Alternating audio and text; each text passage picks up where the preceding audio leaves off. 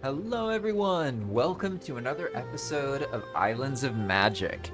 Islands of Magic is a public Valheim server that anyone can join. It's a totally new way to play Valheim running Enigma Mode. You can learn more about that by searching for it on Google or YouTube.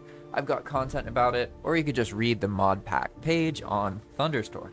It's something you could play single player if you want to get a taste of it and see if you like it. And if you do, then I strongly encourage you to join us on Islands of Magic. It reworks Valheim so that you have your own progression. You don't have to worry about the rest of the world and other people. You can respawn dungeons. You can regrow trees. Or, well, you don't do it. It just happens around you. The rocks respawn, metals respawn. It's a reworked version of Valheim that's meant to be a more long-lasting experience in a world where you can find your place in. Okay?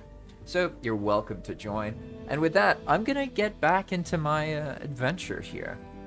I got into a bunch of nonsense last night. I I don't even know how to reason with what happened, but basically, I ended up in a death loop on the edge of the world on a Leviathan because there was this really powerful wraith there that was just wrecking me. And I eventually gained the wits to just run away from it instead of trying to kill it. But that was after I died a couple times, and I ended up in this hut that is floating in the middle of the ocean, and all my stuff is kind of here. Because I originally went on this adventure to get chitin, right? That's what I'm trying to just get chitin. But I didn't really get that much of it. Like, don't get me wrong, I got like, I don't know, like 300 or 400 kite. But I could lose all of it because there's bone maw around here sometimes. So like now I'm probably fine. But when I start sailing, it spawns things. So I have to make sure that when there is a bone maw, I don't bring it here. Because if this stuff gets destroyed, then I'm gonna get wrecked. Hey!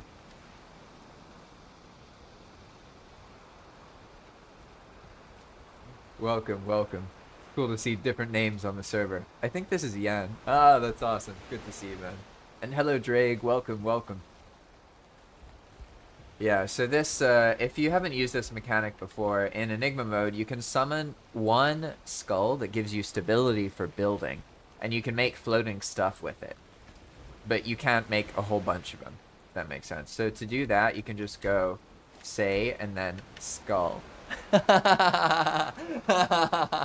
Yeah, you found a rift. But yeah, you can do this, and then it'll spawn a skull which has the stability of the ground. So any piece you clip into it, it's as if there's terrain there. Makes sense? So there's limits to it, obviously, like these pieces here. Like, these are gonna break. And one hit from a bone maw, all this item, everything that sinks is going in the ocean. I'm wrecked. My bed will just stay here because I beat the first boss chest. And, well, in the first boss chest, you get the ability to get an invincible bed. So as long as you do the first ether boss chest, which is pretty easy, you can do it in like the first 2 or 3 hours, then every bed you make is invincible. And the reason I did that is because I think the game's more fun when, like, yeah, maybe your base will get destroyed, but the pain of your bed getting destroyed, yeah, I don't know if it's really necessary, if it adds value to the game.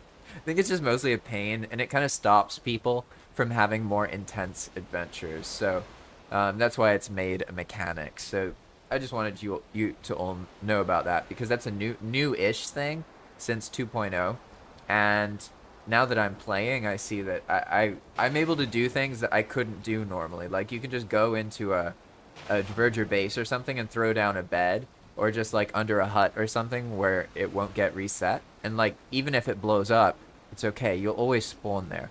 And I found that the game's more fun when you have a reliable spawn point. I understand why in Vanilla Valheim it works the way it does. But personally, I think in Enigma, it makes more sense this way, and that way you get a reward for doing the boss chests, so it's something important to know about. But alright, now I got my Pinoleo, which is like my food. I am ready. I guess I was kind of blocked before. That's right, because I couldn't do any more coin traders, and I was trying to get a bow. Ah, no, I remember now. I'm on a mission to leave, pretty much. Yeah, basically. Okay, so first I'm gonna rise.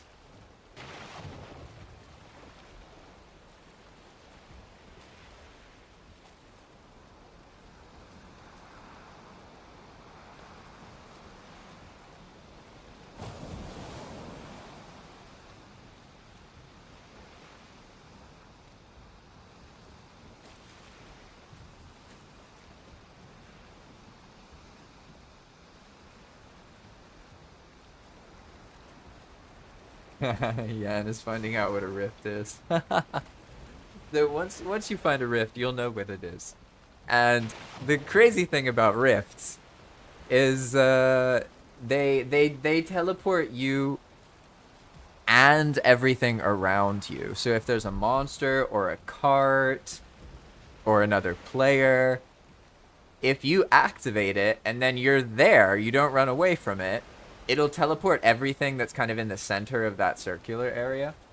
So if you go into one and then you don't run away when the explosion crazy thing starts, then yeah, you're gonna get yeeted off into a different location. And then to get back, you need to just run into that same rift to trigger it, and then you get like, I don't know how long it is, like 10 seconds or something. And then it'll actually explode and trigger. The explosion is just visual, so it looks intense, but it doesn't actually hurt you.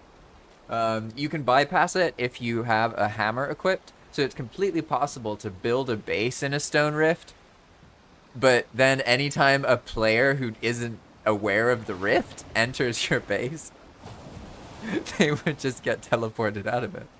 There's a lot of crazy stuff you can do with these things. I'll show people as I'm streaming, because obviously, like, how are you all supposed to know the nuances of thousands and thousands of prefab entries, right? I mean, I don't even know them, so we're all in this together. We're figuring it out step by step.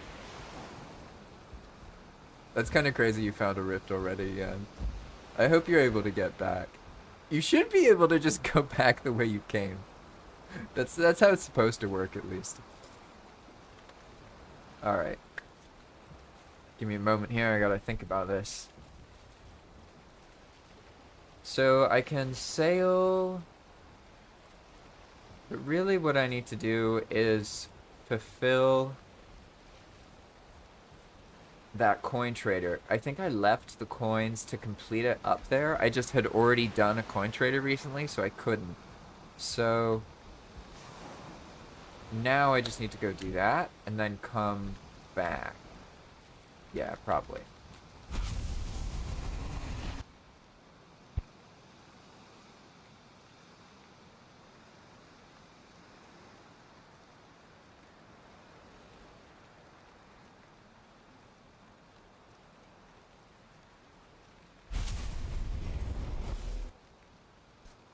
I hate looking at this portal screen.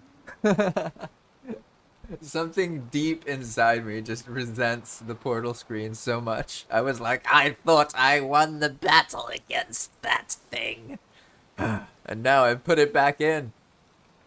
Luckily, I can just change the kind of teleport to the other kind, and then it won't happen. And it'll also be faster. I don't know why I didn't... I don't know. I don't know what was going through my head. I must have copied the teleport from one of the long distance teleporters and then forgot to toggle it back. Because if you're just teleporting into the same area, like I know it's up in the air, but technically it's the exact same loaded area you're already in. So it's not really, like nothing else needs to be loaded, so it can just move your character there. I just didn't set it right, so that's not happening. But alright, now I'll go into playing mode. Feel free to ask anything. Feel free to ask if you want to learn more about Valcon as well. We got some exciting news about that coming out. Pay attention. Join the Discord. Check out the YouTube. You'll see what's going on. It's very fun stuff. Whoa, I can freeze on the World Serpent? What? Oh my god. No, I know what I'm doing. I'm running the wrong way, right? Yeah. I just ran into the deep north and now I'm freezing. It's appropriate. That's one way to go. Did I make it? Nah, I made it. I'm good. Whew.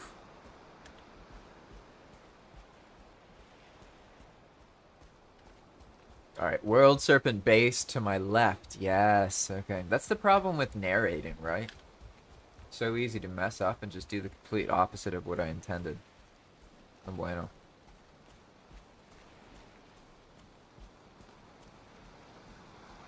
Well, I guess I may as well talk in this situation, because I'm just running forward for a while. I'm happy because today...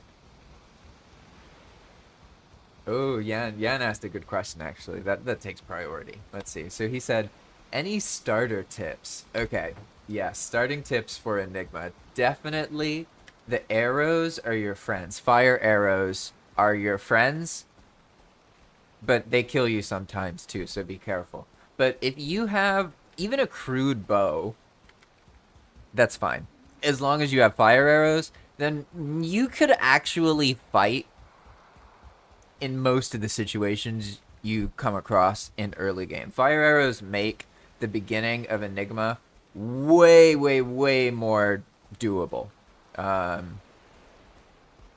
They can also kill you, so you have to be careful.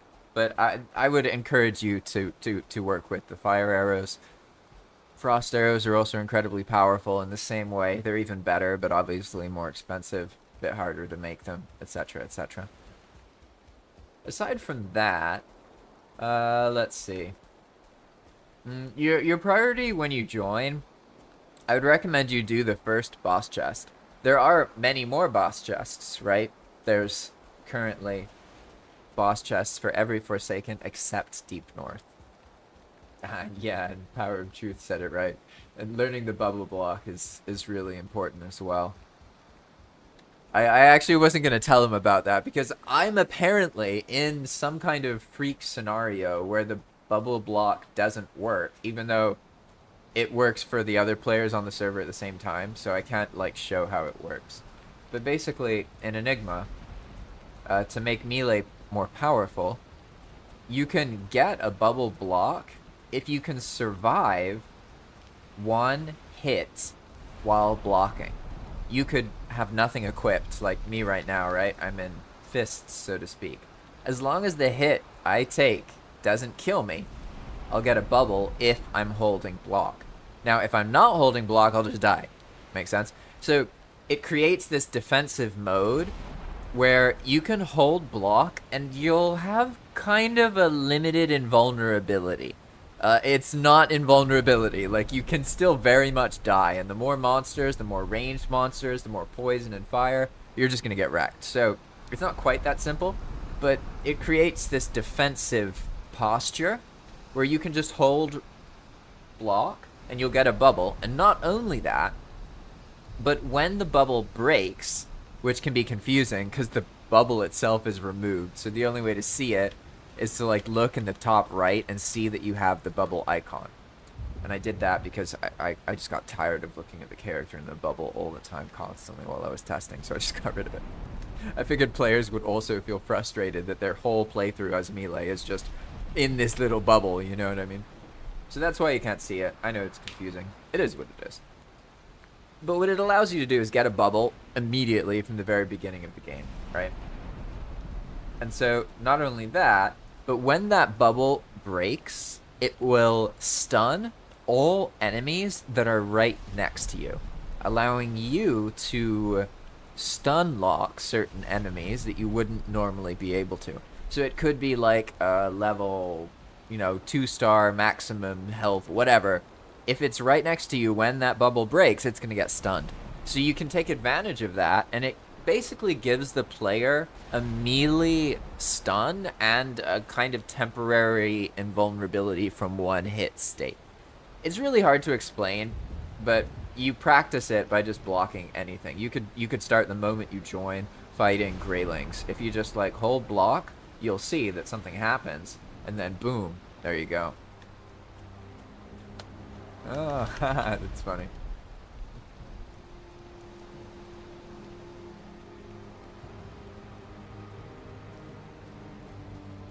Alright, so now my mission. I guess this is another cool thing to see if you're new to the server. Uh, Normally they're not naked like this, but there's these verger. They're called coin traders, and you can find them throughout the world. And they will sell you something in exchange for piles of coin, right? So I've been gathering things, and I have the 5 piles of coin that I need here. And you pretty much just build it right next to the diverger. There you go. And now he has his clothes, right? So it looks, this is what it should look like. I don't know why they spawn like that. I don't know. I haven't figured it out. Now we just keep going.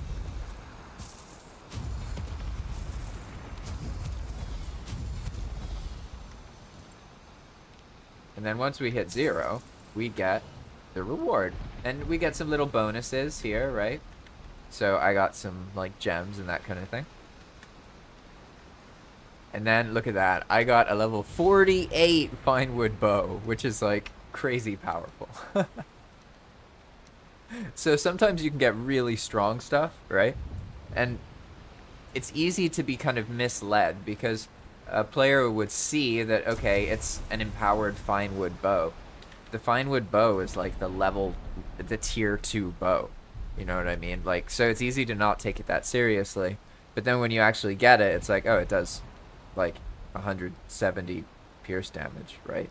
Like, that's, like, not the best weapon in the game, but that's a lot. And the draw stamina is pretty low compared to the higher tier weapons, right? So there's reasons that you might want that or prefer that, you know what I mean? Also, crazy durability, repair it at a workbench, etc., etc., etc. So in general, coin traders usually have worthwhile stuff. Not everything they have is worthwhile, but a lot of it is. Okay, cool. So now my mission. And I've talked too much already, I can tell. When I make content and stream and do all my other stuff in life, I like lose my voice. So that's one of the reasons I'm trying to be careful. But now I'll shut up for a bit. Basically, what I'm going to do is go back and then reload the boat and then attempt to make it home to the base. Or get tempted by adventure on the way home. We'll see.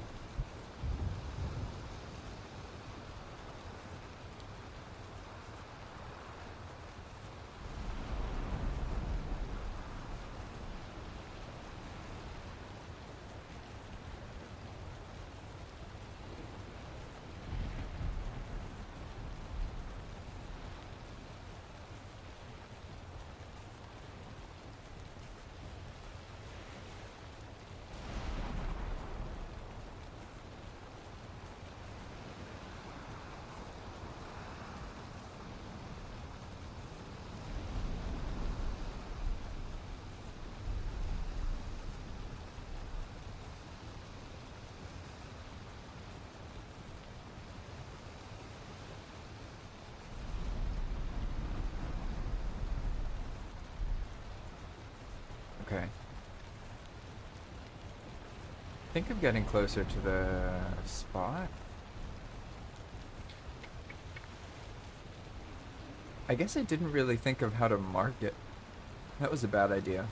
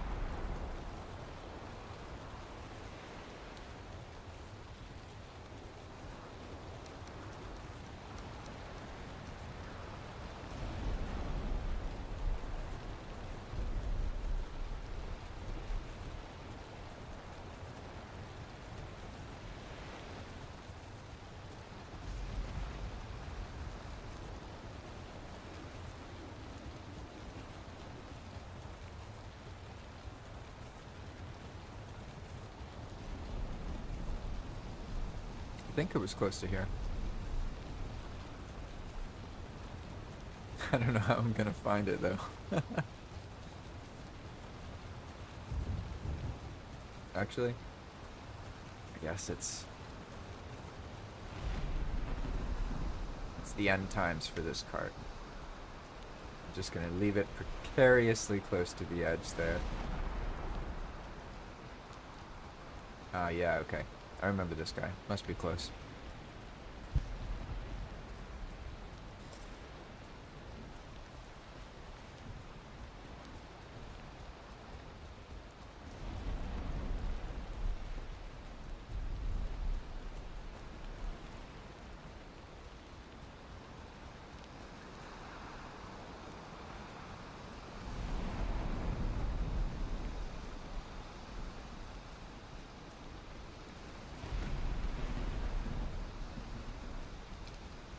It's kind of hilarious that it did not occur to me that I would get lost on the world serpent. Like I didn't even think that was possible. Didn't even cross my mind. Okay, that looks like deep northy stuff. I was near Mistlandy stuff, so probably I've walked a little bit too far, but I do remember that corn trader, so hopefully my blue torch is still lit.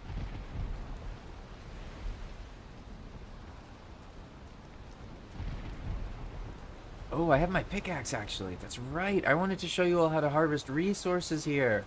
I completely forgot about that. Now I'm kicking myself for leaving that cart. This is the perfect rock to try and harvest. I guess I'll just show you. Alright, so basically, you can float around here, right? Not fly, sorry, rise. It's the same command I was using earlier with the freaking portal splash screen.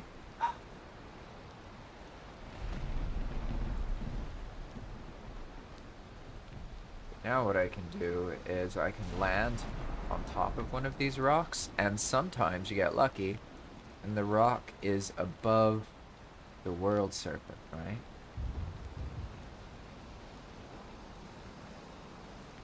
So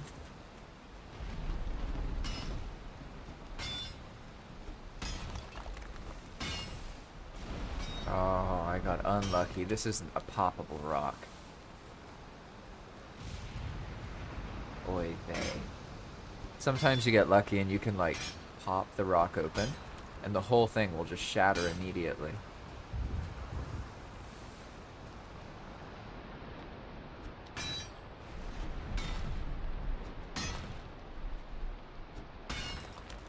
This case, there's probably something else like clipped into it somewhere. Maybe a second rock, so it's not working.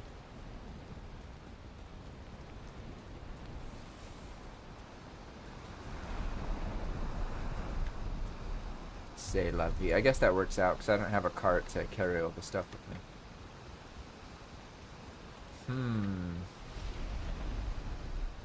What's that? Nah, that's a serpent. Not my home. Ayo, nice. I got lucky. I feel like it's like right here. Ah, yeah, it is. Wait, where is that serpent though?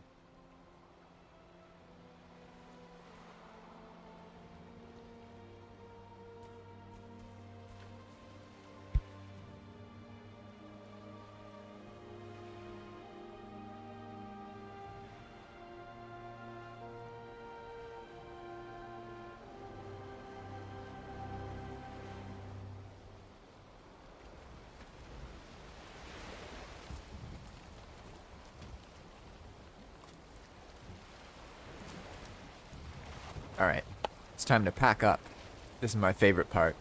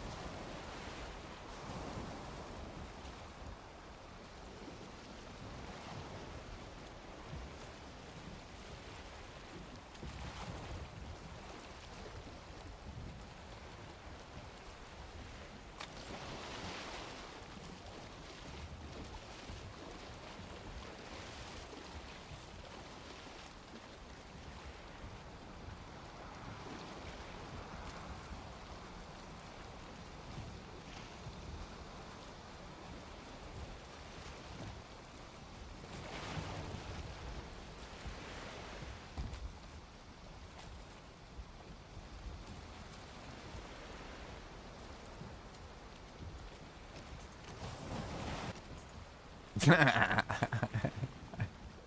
was asking for it. Okay, I see. I have to load them all kind of at once. I get it, I get it.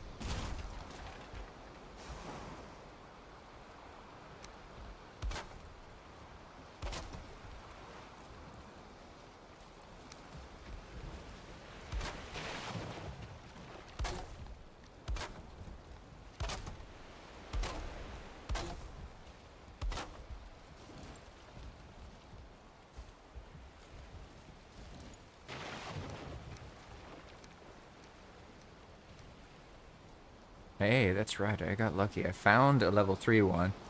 So it's kind of like I got another 100 chitin. Because I was going to have to make that. And you kind of haven't shown the empowering yet. But you end up sort of fusing a bunch of materials for the weapon together to make something that's like level 48 or level 24 or level 96.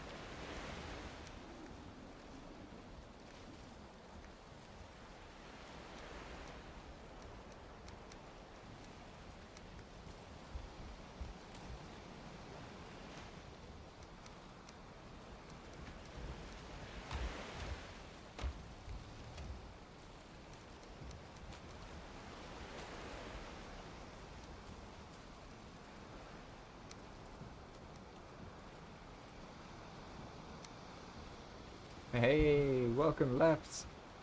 Oh, this is not a plan, my friend. This is not a plan. I'm here because of a series of events that unfolded completely according to plan. Yes, the plan was to have an adventure, and an adventure has unfolded. I find myself here, clinging to this raft of an existence, making sure I don't aggro any extra bone maw, and I originally came here for chitin, because there's more chitin in Enigma at the edge of the world, right? So I wanted to test that out, because obviously I know these things, right? What I found is a decent amount of chitin, but I got a bunch of other stuff. So I only ended up here. I'll put all my chitin in one place. I'll be smart, and I'll make the chitin the thing in the hold, because the hold, it's the most it's the most, how do I put it, prone to staying in the ship. Yes, the hold is where stuff's probably gonna stay there, whereas the cargo crates, who knows what's gonna happen. No, don't tell me. Don't tell me that. I hope I don't get attacked by a bone maw right now. Although it would be fitting, given that. Whoa, hey, the world just worked for me. Thank you, universe. Thank you. Maybe it's like lulling me into a false sense of security before it throws a bone maw at me. But here's the fruits of my labor. So the chitin, nice, nice, okay. And then there's one more. Ah, yeah, it's right here. Okay.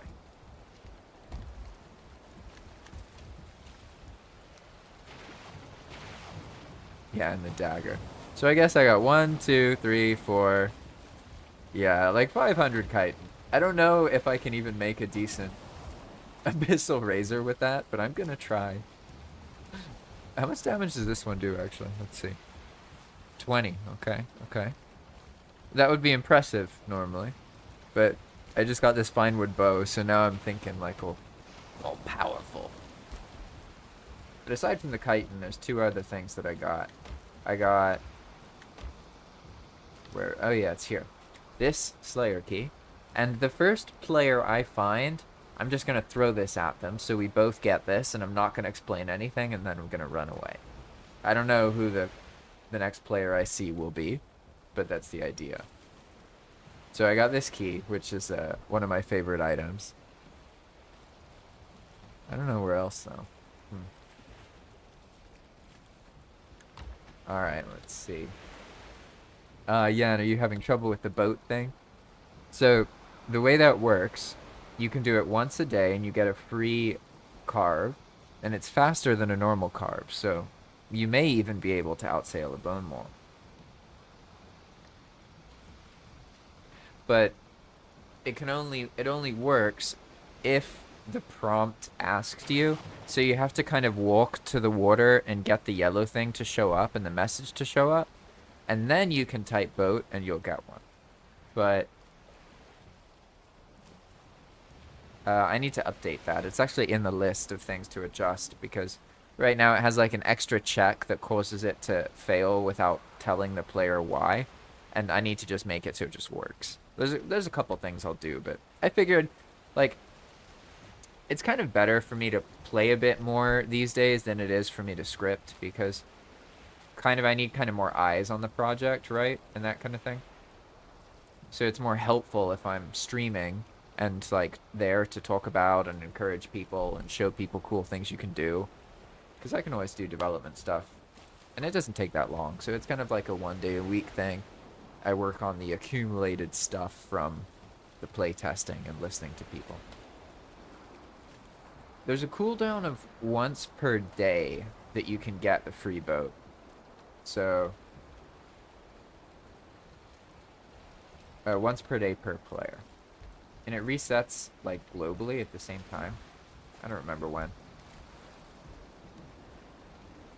Yeah, and it's funny. It feels like it's too much, right? But it's surprisingly easy to use up a boat and then die, as I saw yesterday, right? I got lucky because I basically got stuck here without a boat, but then I realized that because I'm where the world serpent is, I'm not actually stuck here. So that worked out. I'm gonna get back to packing this.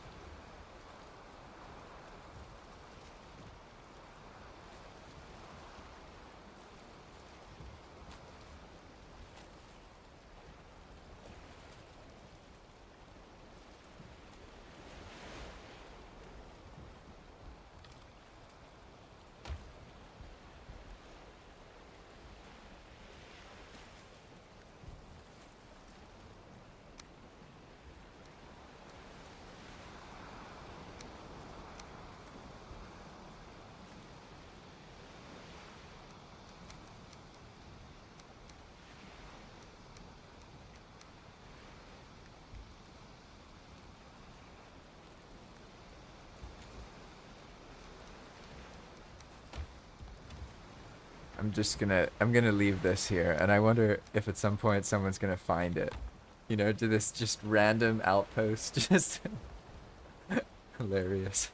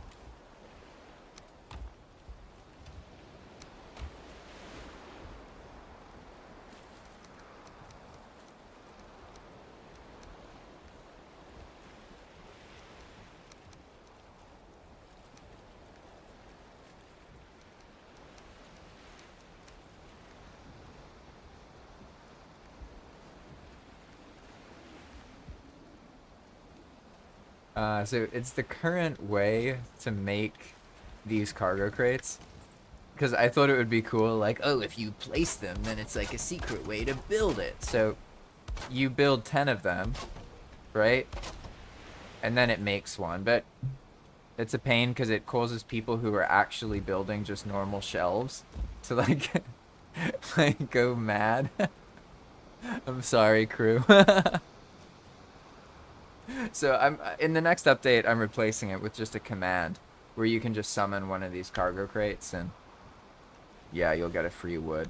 I'll have to deal with that. The original idea was that it's out of balance if they can just get it for free, because then you can get wood for it. But I didn't realize at the time that, like, there's certain things where it's okay for there to be infinite loops for, because they're so tedious and not rewarding, players won't do them. So players don't do infinite loops to get one wood at a time, right? So the whole notion of needing to counter that was based on a false premise. And I often do that when I'm developing. That's why, yeah, it's better to just do something and see what people do with it. Oh, I missed some of the... I actually had more chitin. I got some other cool stuff too. I got onion seeds, and I think that's a first for me on this playthrough, I think. I haven't gotten onion seeds yet, so now I have those. I also got the key here.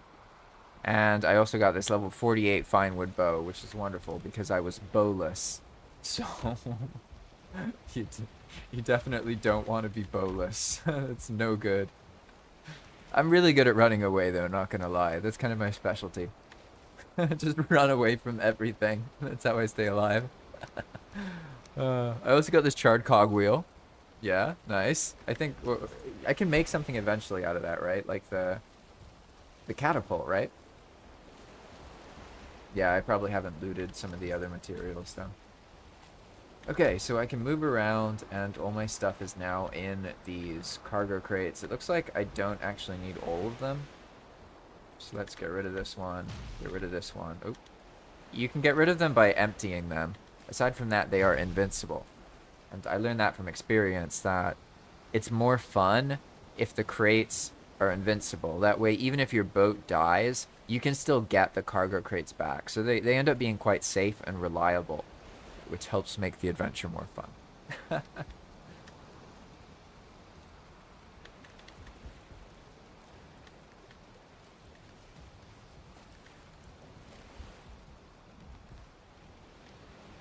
Okay. I guess I'm good to go now.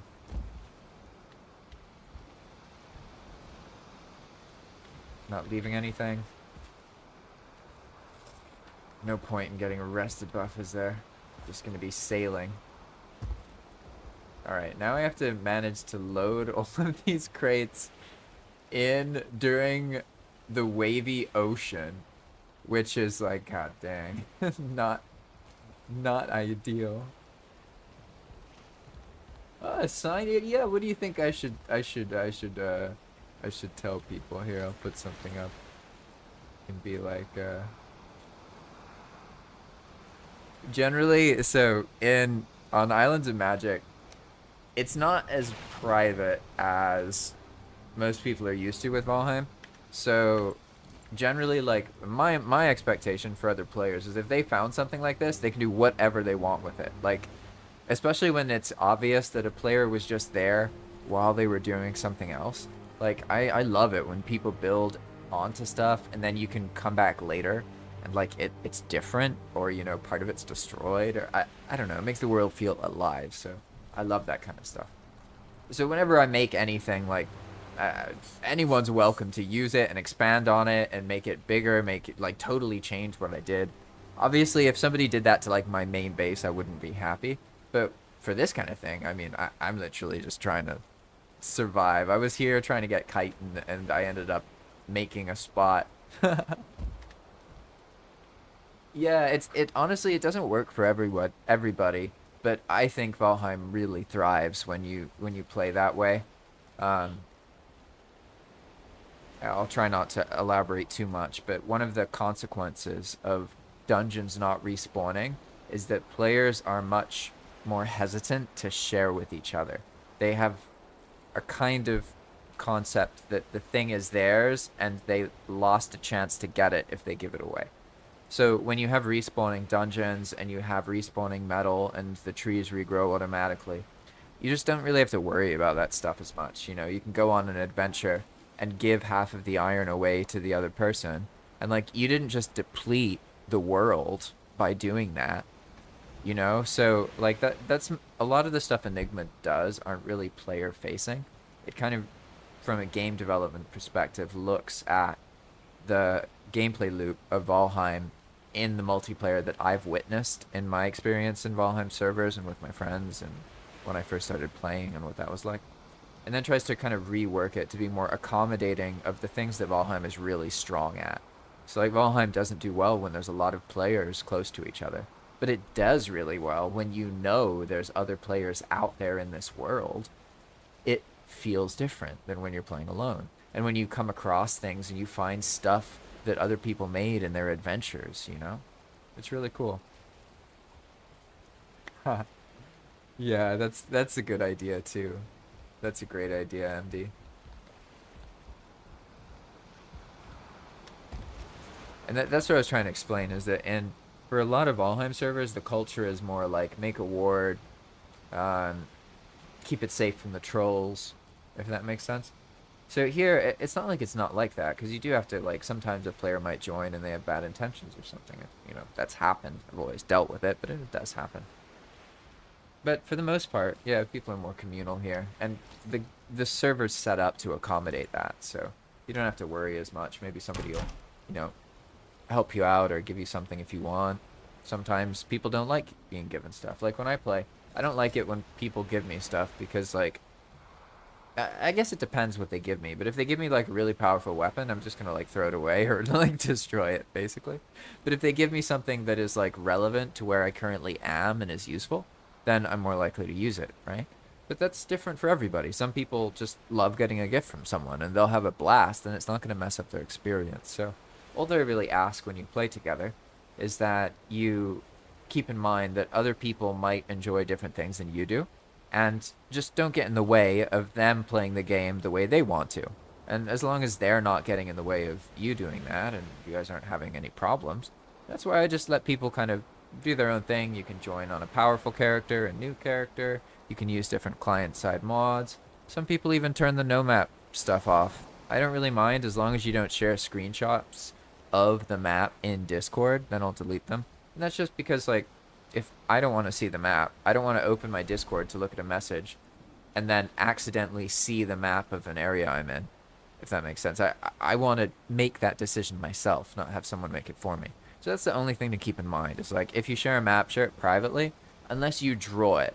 I make an exception for that because I think it's really cool when people draw maps. So if you do something in Paint, or you like make it look like you drew it and you cover it up so that it's not a literal screenshot, that's all right. That works. Okay, little outpost. What are we gonna tell? I guess I just need to encourage people that they're gonna be beware the bone maul, I guess. Good luck and beware the bone maul. Oh god. Or I could just do this. Oh no, I have a better idea. I know what I'm gonna do. So in Enigma, when you place a sign, it automatically writes a tip on the sign. I don't know if you've seen this before, but let's say, for example,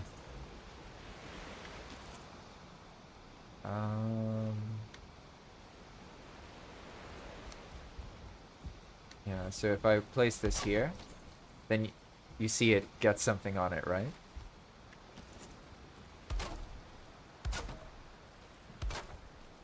So instead of me writing some kind of message, I'm just gonna fill this shack up with hints.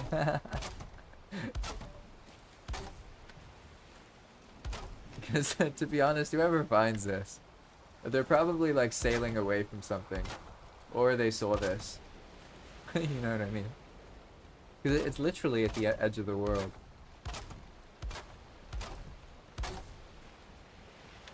Yeah, and you can also do this if you want to see a bunch of tips about Enigma and learn about different mechanics. There's, how do I put this? Over 1,000 of these signs. Oh, man. Alright, anyway. There we go. So now I have a new problem. How do I get all of these crates into the boat?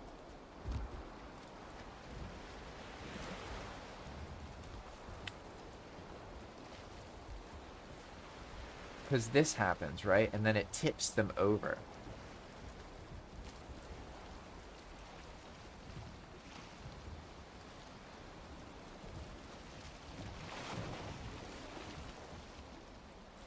So do I have to like toss the crate a little bit with some momentum? You know what I mean? I guess I should try with just one. Oh god. This is gonna go badly. I can already feel it. I can feel it in my bones. Hiya! Oh! What's this? It didn't go badly. That went perfectly. Haha! Yeah, exactly.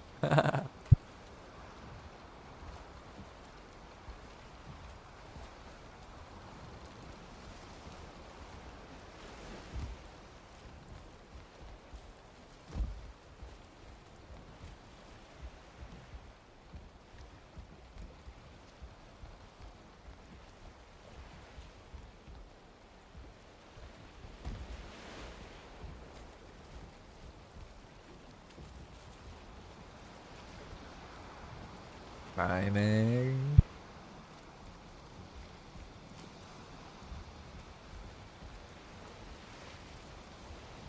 See, this is the kind of thing that I've learned that makes EWP so cool. Not that I've done it, but it's like emergent development and emergent gameplay moments.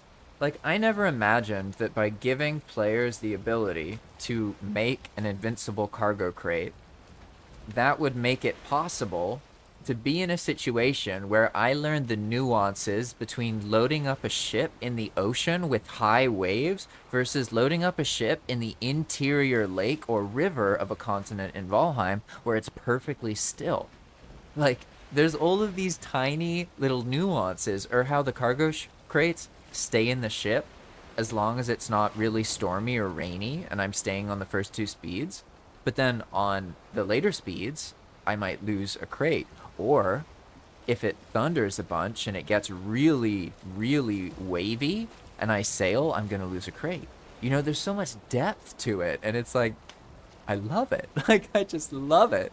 And it's just the simplest thing. Player can spawn cargo crate. Not that, you know, it's not that crazy if you think about it, but it has such lasting ramifications. And those are my favorite scripts. There are scripts that just a little bit of script, maybe 10 lines or 20, and then you can create a whole experience that is influenced by that, that outlasts that little bit of time spent scripting and allows a lot of really enjoyable gameplay moments. At least for me, I love this kind of thing.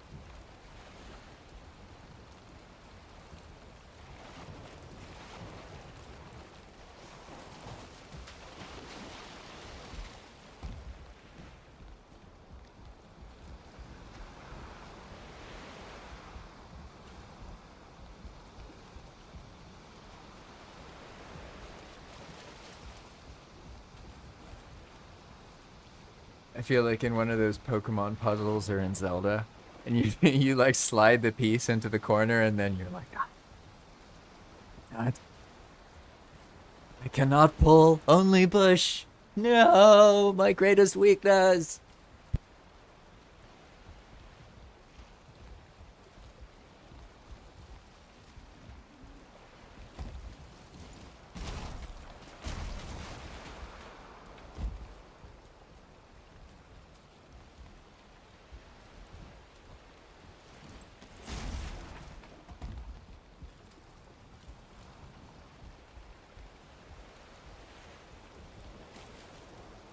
Oh, that was close. I almost did that too early. Almost.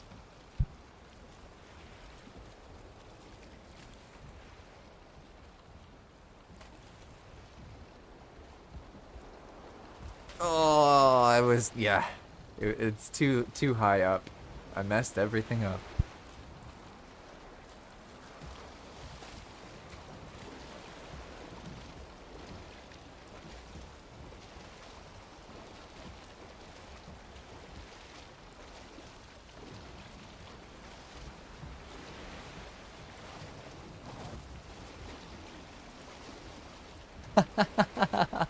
No way it worked.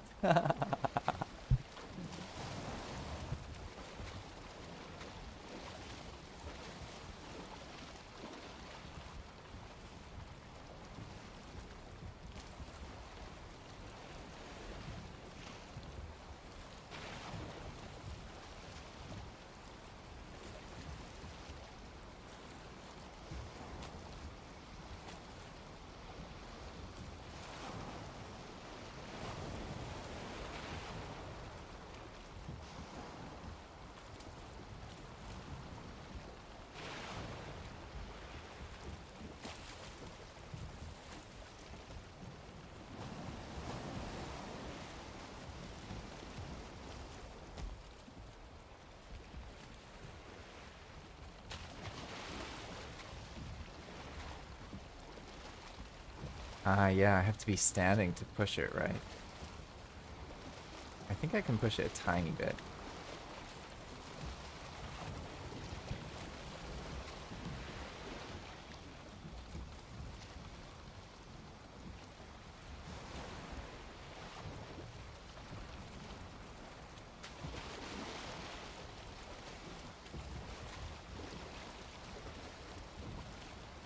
Uh-oh. Why do all the power things just do a beep thing? Hmm. Well, I think I still have power. I got one of those, battery backup things, so if the power goes out, the internet stays for like 30 minutes or an hour. It's kind of nice. Although, to be honest, I kind of wish the power would go out for 2 hours every week, like on a planned day.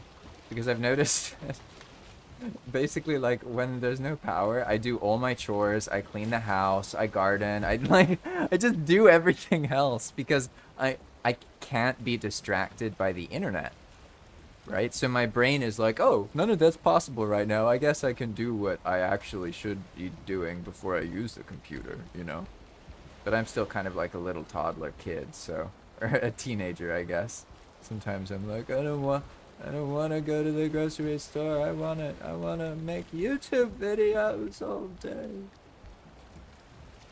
Hey, it worked. Not gonna lie, this was almost easier than, or the same. It looks like as long as you use the drop into the boat strategy, then it's alright. The problem is if the boat touches the wood structure, then you're effed. All of your stuff is going over the edge. But here, alright, I'm gonna leave them these barrels. My bed here. Them, yeah, all the people who come across this place. I don't think the other players have as much interest as I do in getting a kite and dagger. Oh no, boat, don't screw me now. I know what I'm gonna do. Here. I'm just gonna chill for a moment. I need to make some kind of little spot here. Yeah, I have an idea. I'll do some building.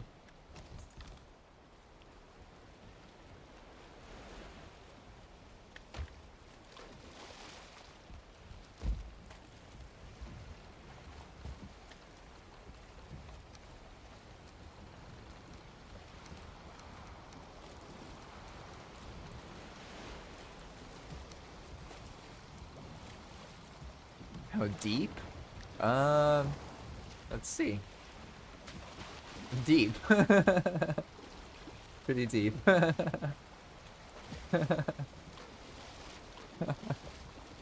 think it's like pretty much the maximum depth. Well, the maximum depth that occurs in world generation, I guess.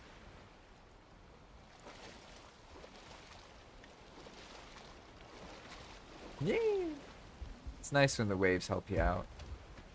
Okay, so now my plan. I want to make like a little patio that you can sit on. And that's it. Oh no, so in Enigma you can spawn one stability skull. And then anything you clip into that little skull will get full stability like it's in the ground. So if you see here, like these things are almost breaking, right? Like this stuff's breaking. But over here, these things are blue, right? And so somewhere over here, I don't remember where I put it, but there's like a skull. And you can spawn one every 30 meters. And it's a way to allow players to build floating structures, and they can build like things in the sky and that kind of thing. While still retaining, because I really like the way the different materials interact with each other. I think it adds a lot of the like depth to the building experience. So I didn't want to just give players the ability to make things invincible, because then they can make floating islands, because that takes away a lot from the building experience from my perspective. So the idea with this is that yeah, you can spawn a skull that allows you to bypass stability, but it's in a finite area, and you have to think about where you're going to put that skull. Because, like, if I try and spawn another one, like I say skull, it just tells me there's already one here. So you can only put one. So you can't just completely bypass stability by putting skulls in everything. There's limits to it, right? That's the idea. And that's how this thing is floating here. Because this used to be where a Leviathan was. Because that's where I got all the kite But when the Leviathan leaves, all of the rocks that you can build on near it get removed. So I realized that as it was happening. Luckily, crew had warned me that I was about to like lose everything. He did it tactfully though. I left the wood on the boat. Oh, oh.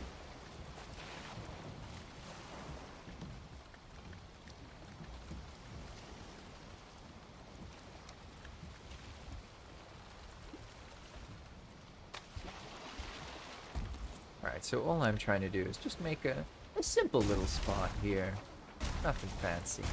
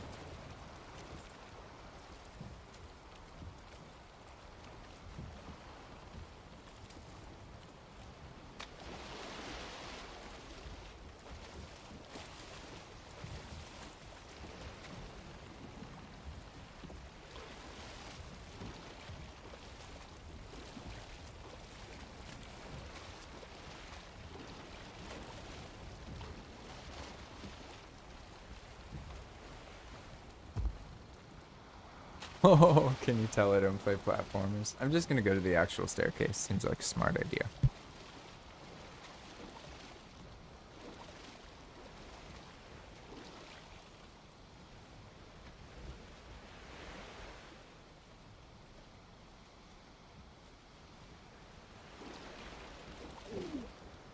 Or not.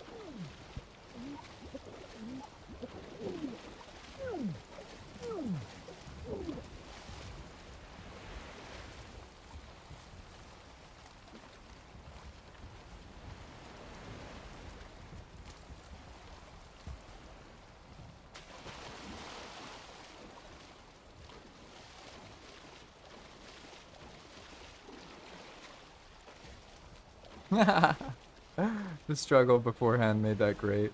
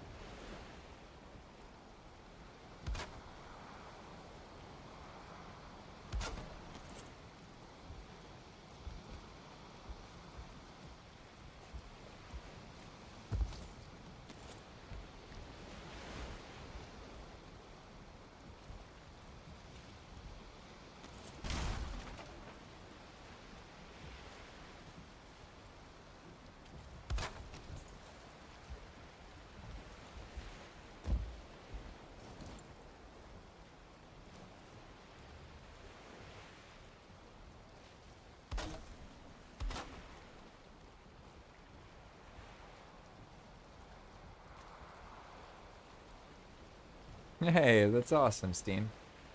So I generally run like completely persistent worlds, so I don't do seasonal servers.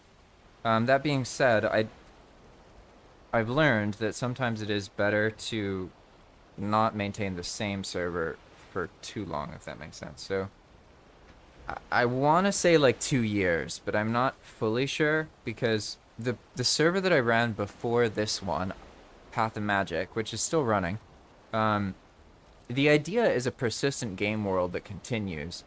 The problem I found though is that on that server, I didn't really know what I was doing when I started, and it had vanilla location generation, and vanilla puts things really close together, and it doesn't really, it's designed for single player. So I got to a point where I had to put in a lot of time fixing these problems that I was like, man, I could just restart this and then like it would be better for the players and better for me. So I chose to start a new server.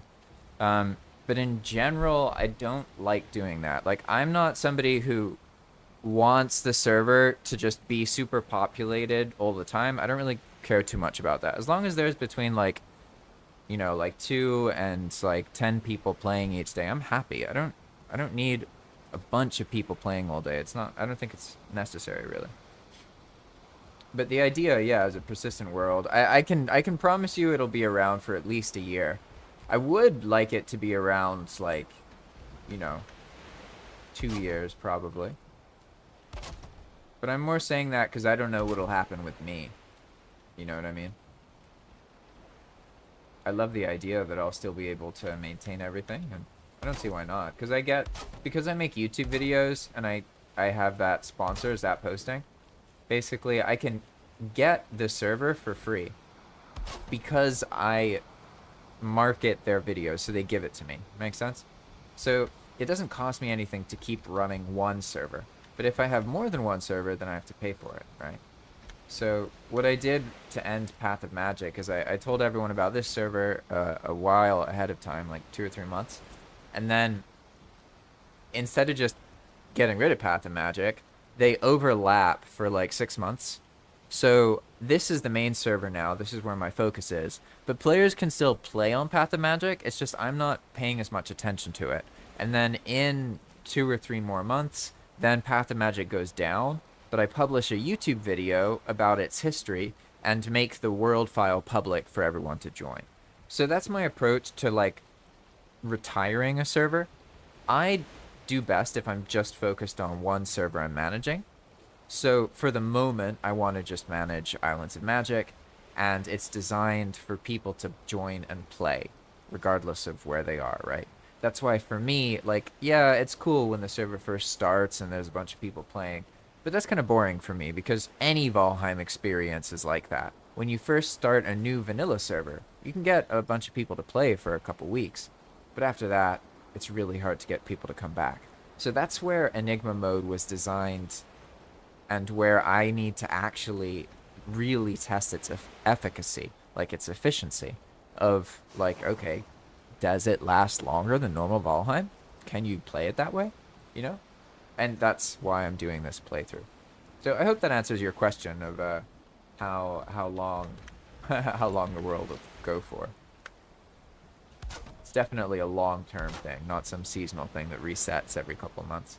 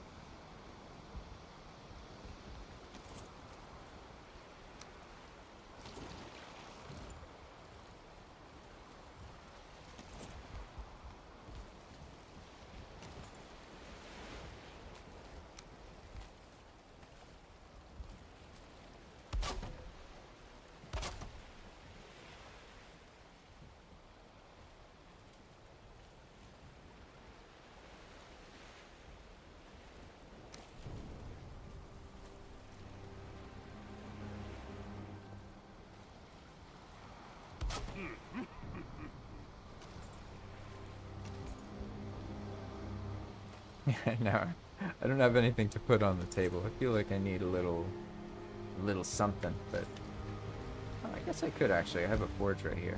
I'll leave all this stuff here. Might be a little bit useful for him. Ah. I left the bronze.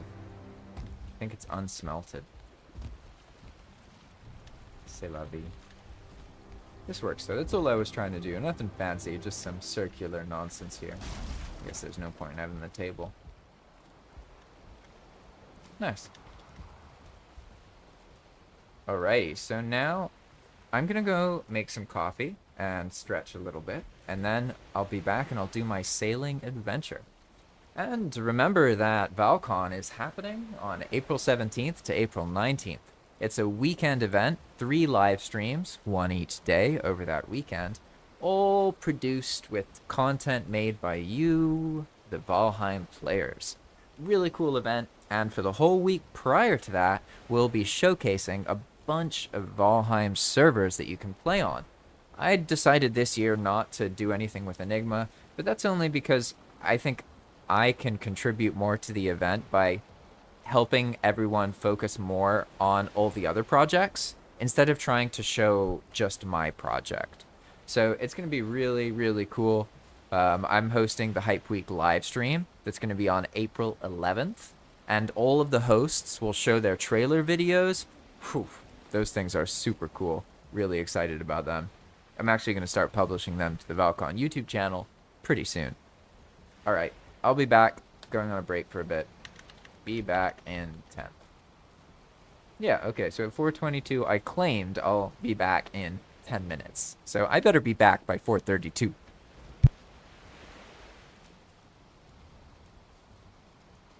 No, but before I leave, that's awesome, Steamfire. I'm glad that you're submitting some builds. It's really cool. I'm really happy with ValCon this year, to be honest.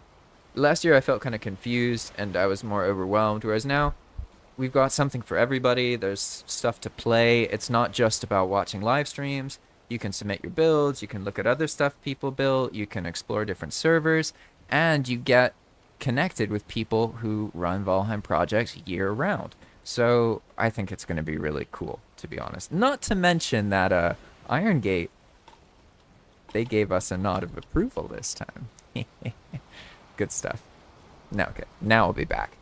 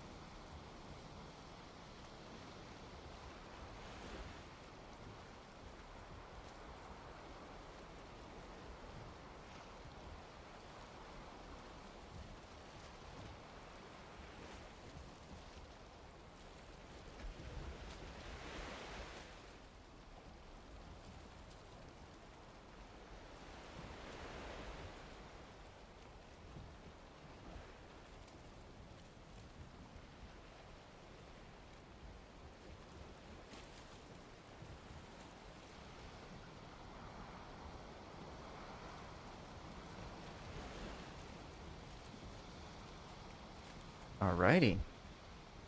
I'm alive. That's always nice. You never know what to expect coming back from being AFK. Oh, the crates are in the boat too? Oof. Special day. I've learned that it's a little bit better if they're kind of symmetrical, like you have the same amount of crates on each side. But, maybe I should just accept my fate.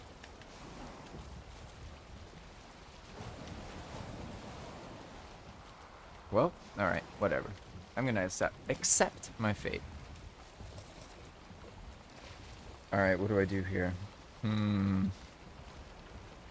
First off, I don't need this. There we go, that's better. I don't know, can you almost see nightlight when it turns on? I've always wondered about that. I've never actually checked. I assume it just like changes my display, but maybe it actually changes the stream colors. It makes everything kind of orange, so it's better if you're using a computer a lot, that when it's dark, you reduce the blue light on the computer just because it's less intense. So I do that, but I don't know if it shows up in the stream. Anyway, I'm back now, and I'm alive, so my mission is just to get home, or to be greedy and try and find more of these leviathans while I'm here. I don't know, I guess I did make the pickaxe, and that was the main reason I couldn't do it before. I didn't have a pickaxe. How are you supposed to get the chitin if you don't have a pickaxe, right? But no, I think what I'll do is I'll be greedy. I've got some room. Oh my god, it can't be doing that though. No third speed. Okay, I get it, I get it. And I'm just gonna travel down the world serpent, because if I die here, it's not the complete end of the world, really. Because I can at least get back to it. Although, to be honest, this feels like a bad idea. If I'm honest about where my heart is at the moment, it's telling me this is a bad idea. Oh, hello, Mr. Normal Serpent. You're not so bad. Better than that guy over there. That wraith saved me from a worse fate. Okay, oh, edge of the world. That's right. Got to avoid that. My cargo crates will not be happy if I fall over the edge. Oh no! The wind is going the other way. Okay, I have to keep that in mind. Definitely don't want... Let's see, actually. This boat can go pretty fast if it's on 1 speed, so... I should probably just sail away, to be honest. I don't want to mess with that. I could see myself easily aggroing a bone maul. And then... yeah, it's just game over. Like, complete game over. This situation already feels kind of game over-y, to be honest. I don't want to sail... The bone maw spawn on the Mistlands coastline. So I can see Mistlands. I don't want to... I want to find my point... Oh, God. Serpent, save me! Save me, Serpent! Save me! It's okay. Maybe I didn't aggro the bone maw. Yeah, I don't think the bone maw saw me. Oh god, that one will though. Nope. Nope. Nope. Hey. Hey, hey, hey. Oh no, I turned the wrong way! Oh god, that was so close. Oh, okay, it's okay. That serpent saw him. I'm good, I'm good. I don't like being in the Mistlands coastline though. I don't like it. I don't like it at all. Also, Iron Gate is crafty.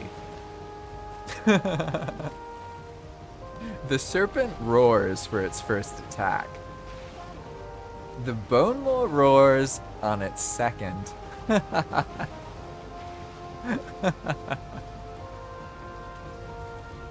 Okay, I need a moment. Alright, this looks relatively calm. Damn, I'm far away from the world serpent. That is not good. Oh god, that is also not good. No, no, no, no, no, no, no, no, no, no, no, no, no, no, I'm too close, I'm too close, I'm too close. Oh no, he roared on his first attack. Oh, everything through! Oh my god, that's so horrible. Oh my god, there's two of them. Okay, okay, what do I have? I have what matters, right? I have the chitin. I think I have the chitin. I have my key. I have my fine wood bow. Okay, yeah, I'm gonna make an executive decision that none of that stuff's worth it. And I'm going the complete wrong direction. I'm not gonna keep going that way. It's like a corridor of Mistland's coastline and the edge of the world. Like, and Bone Maw. Like, no, I have my limits. It's too much for me. It's too much. Meanwhile, my coffee's like, I was in. I'm laughing because I was literally about to consider going AFK with the boat for like 30 seconds so I could grab the coffee that's on the stove right now.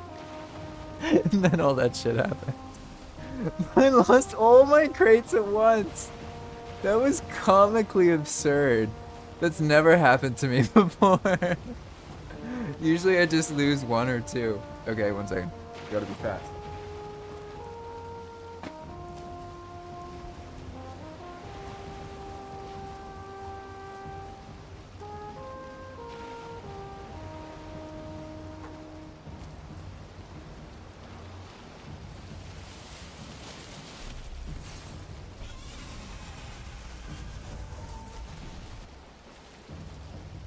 Oh god, I hear something. What the hell? What kind of serpent is that? Oh my god, oh my god, oh my god, okay. Just in time, and I got my coffee. Woo! Okay, okay. You know, the bone maw's not so bad. I will be honest with you. There is a bone maw that, if it spawns, I just die. I just have gotten lucky, and I haven't encountered one.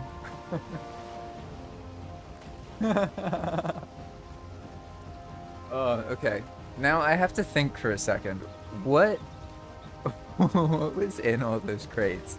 Because I think if I played my cards right... Ooh, what a cute little spot. How nice. Yeah, whatever. What you gonna do? Yeah. You'll eat the bunny. I'm fine. Ooh. Now, this is a lovely little spot. How quaint. Oh, God. You stay in the water. It's all good. We're all good. Okay. My instinct is kicking in, and I feel a sudden urge to build a bed and claim a spawn point. Because now... Oh, okay, I get it. I see what happened. Oh, yeah, yeah. So I lost... Okay. Alright. How do I finagle this now? So I have all of the valuable stuff, but I lost all of the building material and all the wood and all the stone. But I have the things that I got from the adventure.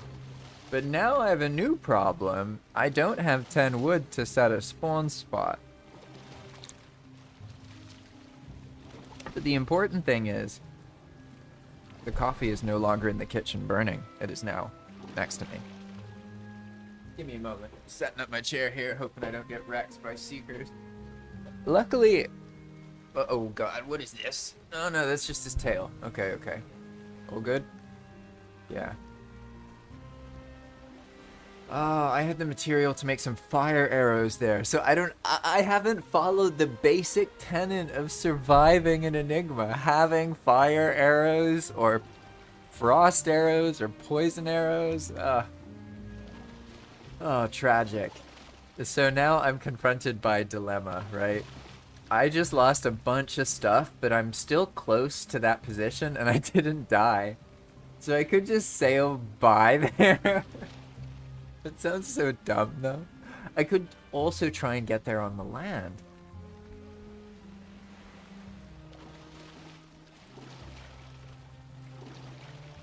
Ooh, I'm near the world surfing. Huh.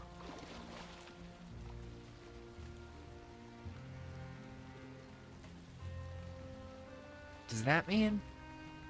Oh, I could try and run to the spot and, like, pull down on it. And then try and... No, but then how would I get the... Yeah, the boat. It's all the cargo crates. Yeah, god damn. I don't think I can easily get that. I basically have to be able to fight bone mortars. Alright, alright, alright. Well, I either try and find 10 wood and risk dying this way, so that I can be safe instead of spawn, or I risk dying from getting hit by something. But now I have the advantage that I no longer have cargo crates in the boat, so I can be more nimble, so to speak. I don't have to worry as much. Oof. The serpent's kind of unnerving me, though, not gonna lie. I can't help it. I mean, look, you gotta see what's over here, right? It looks like Black Forest. I'm sure it'll be okay. I have flint arrows and my bear armor.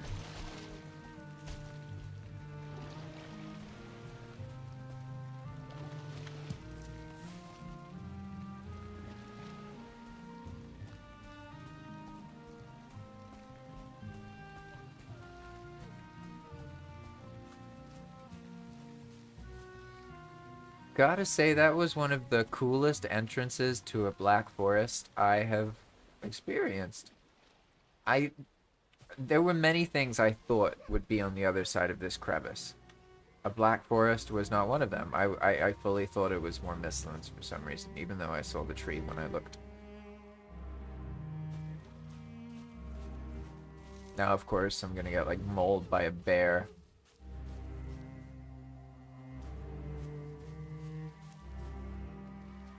This feel... Oh, hey, what am I thinking? I'm in the Black Forest. Oh! I only needed 10 wood.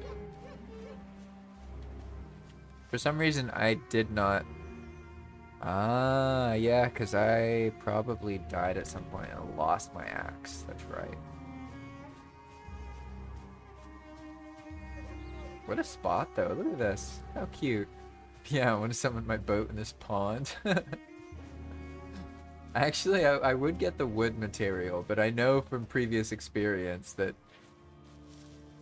if you can afford to not summon the boat, you should, because you never know what's going to happen, you know? Leave that for someone else. Cute little spot.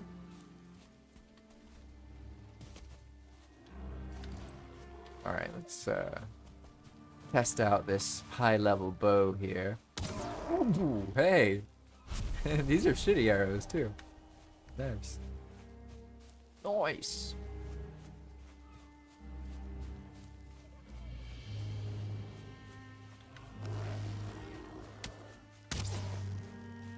Ooh. Damn, this thing's strong. Okay. I was underestimating this. Guess it makes sense. It's level 48. Ooh, look at all this tin! Oh, hey, actually, no, I can mine the tin. I always need it, to be honest. Maybe I should. Oops. Oops.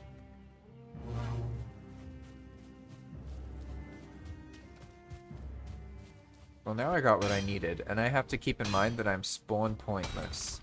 And it is true, yes, I'm in the Black Forest. That is easier than other places. Ooh, I got silver, that was lucky. That doesn't mean I'm safe. I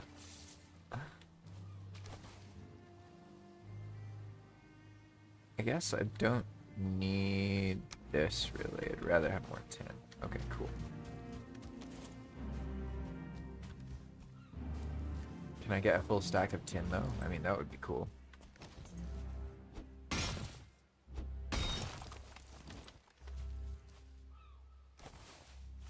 Nice.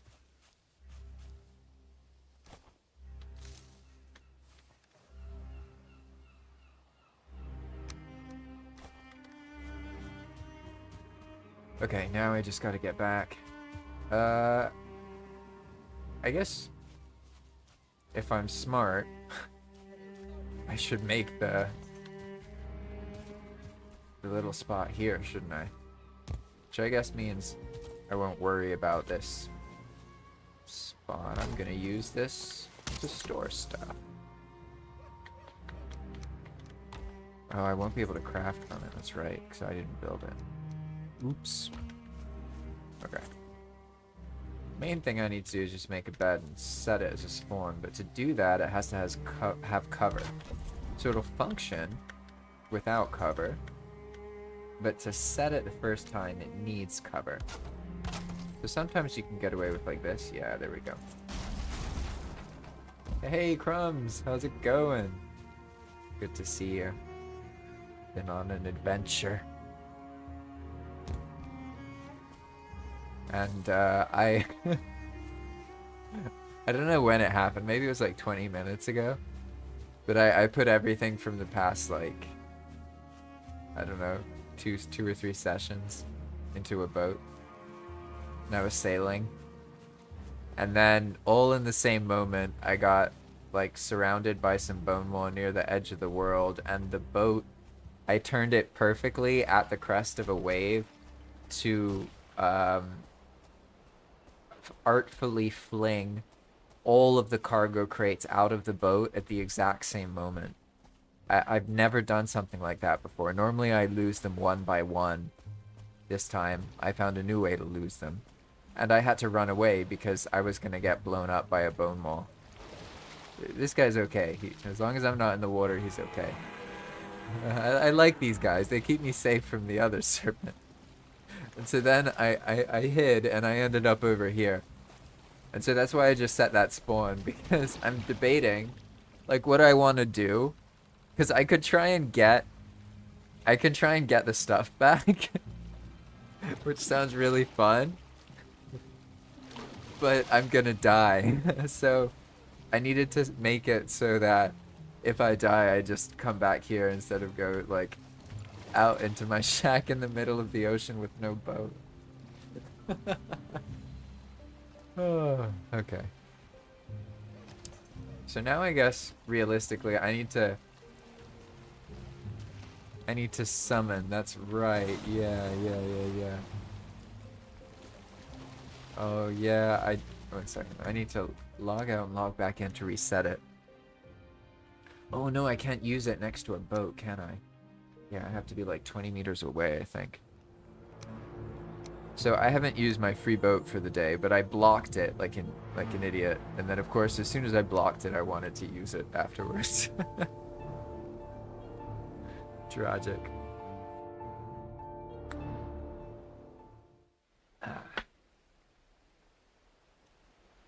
Alright. And for anyone watching, what you're seeing is a public Valheim server that you can join called Islands of Magic. You can learn more about it by watching these live streams, and you can play it yourself by trying out the mod pack Enigma Mode in single player. If you like it, or if you just want to play with us, then you're welcome to. Password's JP Valheim, and you can find the server information by getting into our Discord. Okay? I have a spot with Crumbs and Splash of Pain. They run a server called the Poolside, so it's like a community Valheim server where there's a couple different content creators, and it's really cool. I like being a part of it. So now I should be able to just summon my boat. There it is. I always feel like I'm skateboarding. Funny. Yeah, now we get this, but this thing, it's got this tiny little hull. It's okay. It came with all of this wood, which is perfect because I can use that wood to create the cargo crates. To create the cargo crate. Hey, welcome Steam, welcome.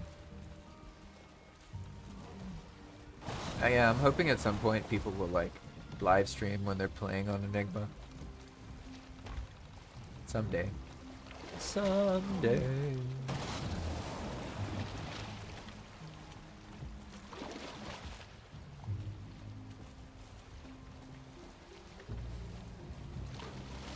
Right now, this serpent is my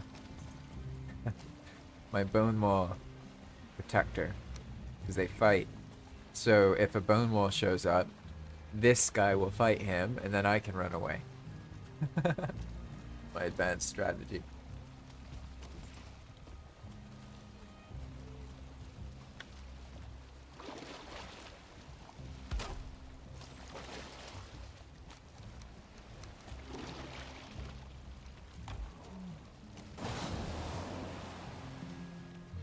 See what I mean though about the last time I loaded the carts, it was in the ocean. So I had to like use the waves and time it and drop it down. Whereas now I'm inland. It's perfect, peaceful, calm. Nothing could go wrong here.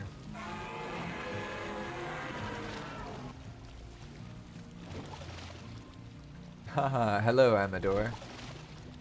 Hey, I feel ya. To be honest, personally, I don't like the boss fights in Valheim at all. I find that like most of the value players get is from the group experience of doing something together with other people. The actual experience seems to be kind of not fun, and I don't know how to feel about that. My approach in Enigma is I've elevated all the boss fighting so that it's out of reach for the players pretty much. So it is technically possible to kill bosses if you use a bunch of mechanics and you coordinate with 3 other players. It is really, really challenging, and I don't even know if it's possible right now. The idea is that that's the ultimate end game of Enigma, is like you get super powerful, you get a bunch of like really powerful empowered gear like level 48, level 90, that kind of thing. And then you use mechanics and each other to beat the Forsaken, and that's the true like end game MMO like experience of Enigma mode. That's the idea. But as far as the actual bosses go, yeah, it's funny because from my perspective, the actual bosses are designed well, like their graphics, their visual, their attacks. Sometimes the pathfinding's a bit weird. I liked the queen fight, but I fought her with the Staff of Embers. And I could imagine how if you don't have AoE to deal with all those seekers in solo, like that's probably a pain, right? So I'll try not to tangent too much, but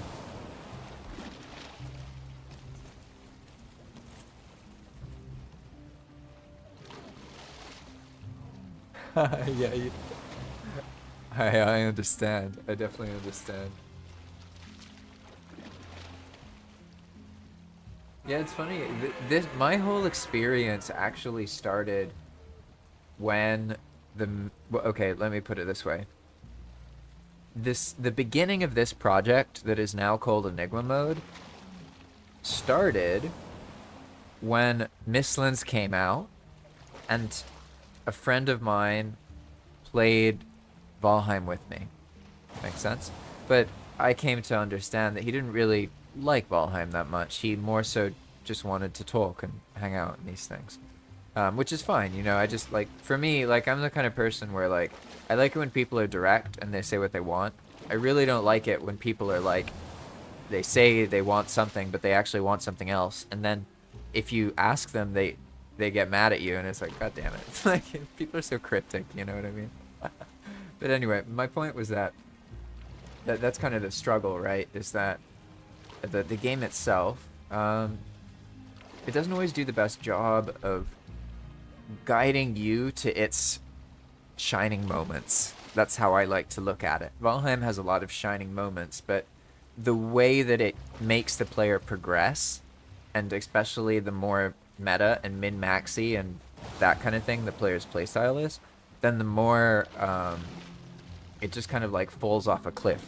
Their experience is like, it's really interesting, and then it's just not interesting at all, and they see all the patterns kind of all at the same time, and they just completely lose that feeling of mystery and discovery out in the world.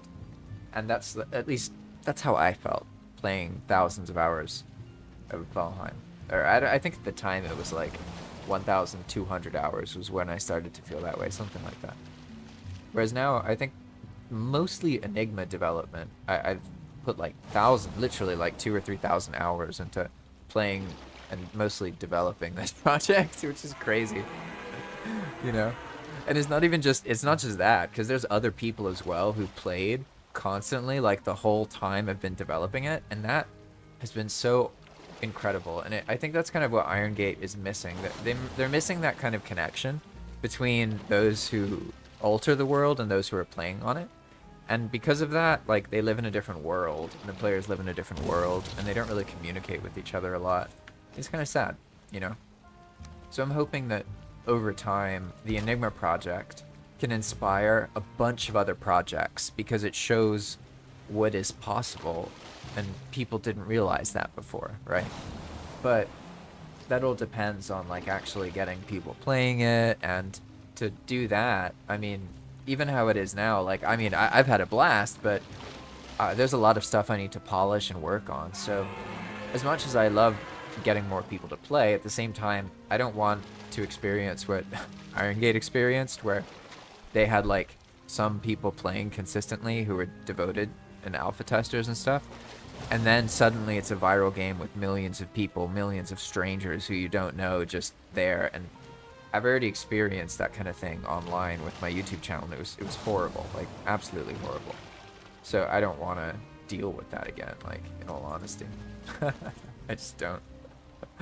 So I'm hoping that for now, the growth of Enigma can kind of stay steady and consistent, but not fast. I don't really want to get a whole bunch of attention and that kind of thing. What is happening here? What's going on here? Shackler, are you for real? That's not good.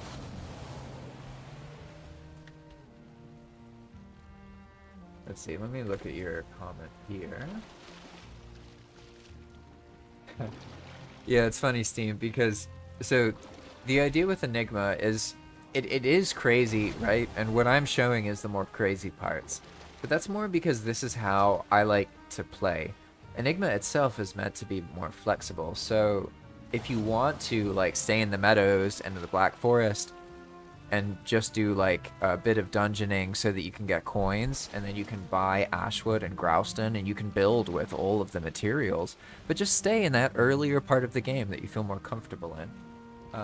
That's the kinds of things that we try and accommodate, really, because we want to make it malleable so that different people can be on the world doing different things and enjoy it, right? So whether you're building or you're exploring or you're fighting and doing combat, it's important that it's not just about one of them, right? Because if it is, then only people who like that will enjoy it, right? So I tend to be pretty into this kind of stuff. I like the freedom. I call it nomadic gameplay in Valheim. So you can just kind of sail around and crash, and then because the linearity of Valheim is removed, like in this case, for example, right? Like, I crashed here, and I lost all of the building supplies I have. I retained my inventory and what was in the hold of the ship, right? Yet I'm able to get marooned here, so to speak, and then kind of develop a little bit so that I'm kind of safe, and then I can start exploring out from here, right? And in normal Valheim, that's just impossible. Like, if you crash and you don't have your 6 copper and your 18 other fucking things that you don't remember, like, then oh no, now you can't repair any of the things that you need in the progression loop, so now you're punching trees. You know, it's just like, in my head, Valheim is kind of like a tutorial to itself, if that makes sense. So I like to say that Enigma, like, uses Valheim as the tutorial to teach the player how to be a Viking, so to speak. And then Enigma is, like, the more intense version, where, like, you really get tested and challenged and, like, see if you can stay alive, sailing around in a boat. You know what I mean? I think it's, like, it's a cool experiment, right? But anyway, I've been ranting a bit here. Let me make sure I cover all of your comments. So Amadora says, playing with a friend right now. We love teamwork. One of the best, but my gosh, we were looking to enjoy the Mistlands and we hated it. Yeah. I wonder, so why did you hate it out of curiosity? Was it the visibility thing? Because I guess maybe you can tell here, but I'm in the Mistlands, right? But yeah, you probably can tell what's going on. There's no mist! Where's the mist? Yeah, exactly. We removed 90% of it. And I gotta say, Mistlands still feels like Mistlands. I dig it.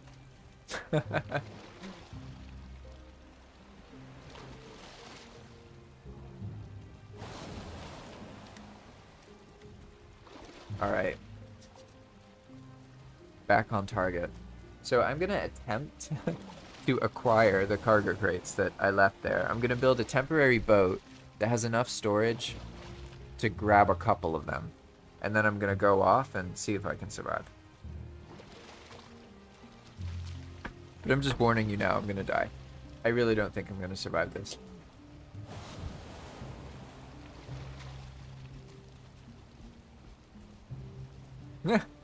Oh god, that serpent's screwed.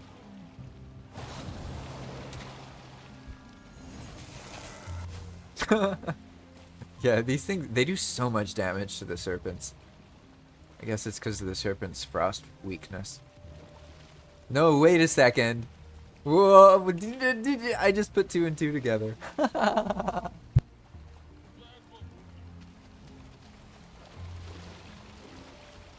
Wow, talk about emergent gameplay. Look at my food situation here, right? Okay, no health food, right? But now that serpent gets wrecked. And I just so happen to have enough serpent meat, right? This guy wants 50 raw serpent meat. So if I give him 50, boom, look at that. He gives me a bunch of serpent stew. So now I have food again. Funny turn of events, right? I can finally play the way I want to. Marooning.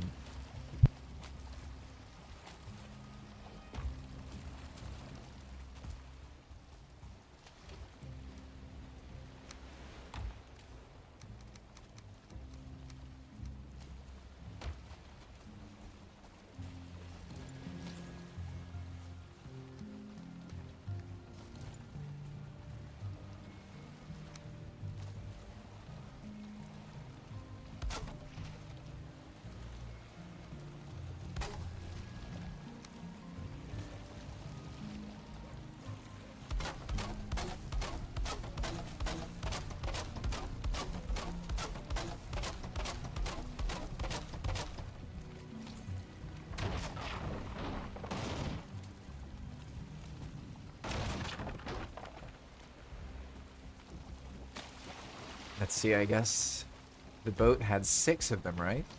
So in a perfect world, I'm gonna be able to loot all 6 cargo crates. I'm just hoping the wind is more in my favor this time. I don't know what I'm expecting, because those bone maw are still gonna be there. The bone maw are removed, but it's not like it's every hour. It's like once a day. So you can go like the next day and it won't accumulate. Makes sense? I learned that the hard way. If you don't do that, then you end up with a bone maw full, an ocean just full of serpents, let's say. You need, let me put it this way. For players to really feel fear, they need to also feel safe. Gaming psychology, and I guess human psychology in general, is kind of trippy. And with the oceans, if there's always serpents in there, it doesn't have quite the same impact. Really, people need to feel safe to really appreciate being chased by a serpent. Because if you're just chased by serpents all the time, it's not the same. You need to go on an adventure and then be like, oh hey, I didn't get chased by any serpents today. What a special day.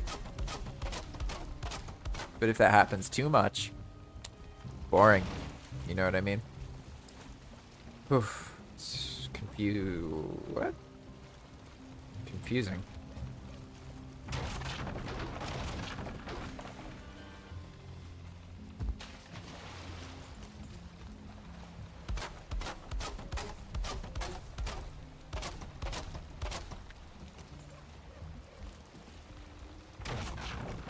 One more.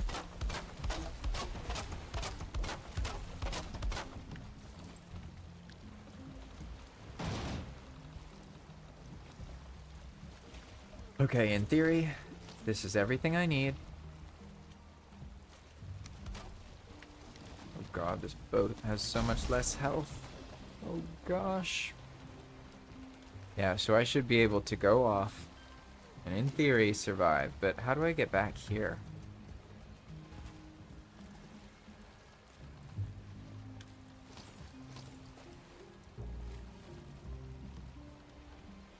I have a bloodstone, right? Yeah. Okay.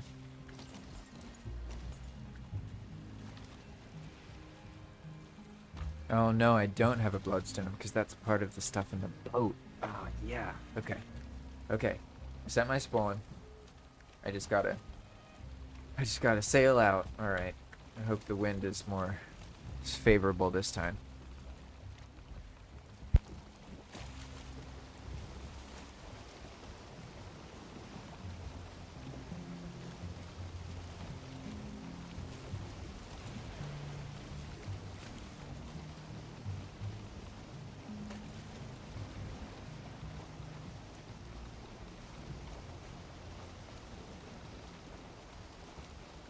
At least I can just follow the world serpent.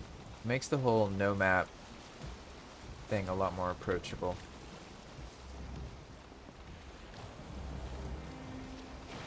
Wish me luck. I'll shut up now, otherwise I'm gonna die.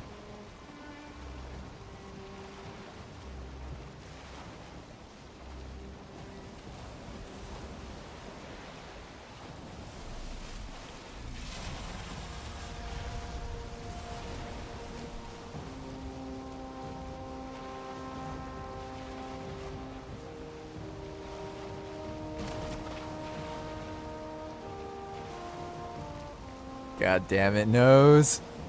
It knows.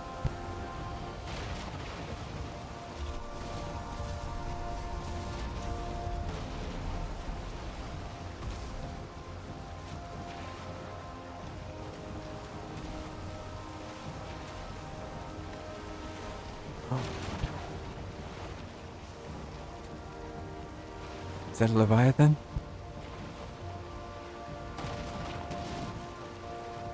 Oh god, this is the edge of the world, isn't it? I'm so wrecked! Oh my god, I'm so wrecked! Ah! Oh my god. Oh my god, oh my god, oh my god, oh my god, oh my god, oh my god, oh my... Oh. Well, that's actually a better outcome. Oh no, no, that wouldn't have mattered. I was so close. I actually saw the pull. Okay, I didn't realize how close to the edge that was, but I'm not surprised I died. That makes a lot of sense. I'm gonna try a different strategy now. Instead of sailing there, I can probably just explore, because I set this area up, and I seem to... That was really close. Like, I didn't sail far at all, so I must be, like, on the same continent, just to the north, right? So, I can probably just kind of explore. Gonna go grab some of that serpent stew, though. Oh, I see, yeah. Now I have to get my body. Ah, shit. I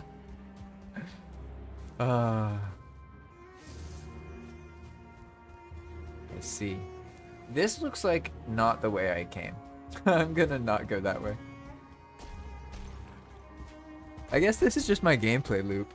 Die on the way to get your body, try and get it again. Repeat.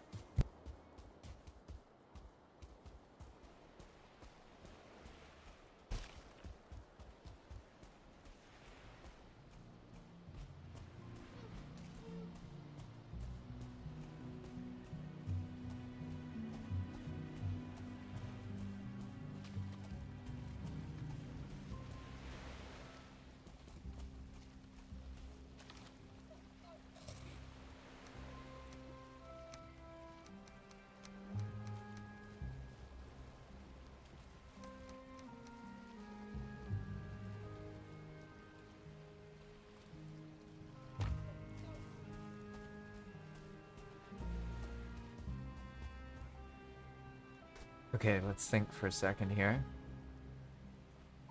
So I sailed out there. I wasn't sailing long at all. Enough to... I looked to the left and I saw some bone maw and some serpents fighting. And then by the time I turned around and caught the wind, I was already where I died. So I'm actually really close. So probably it's this way, like right over here.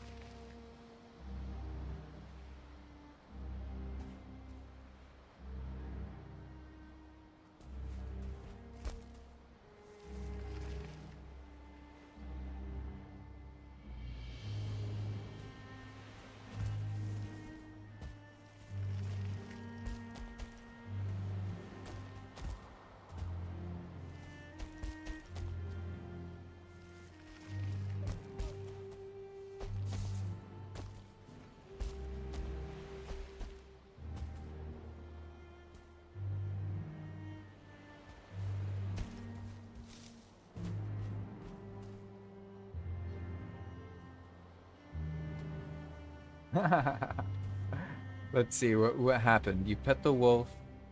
And so it is possible for interacting with the wolf to cause something else to happen in Enigma, but your workbench level ability. I don't know about that one.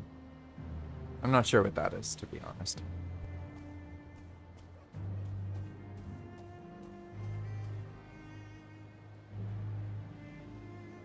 What's up with this place? It looks like Mistlands, but it has...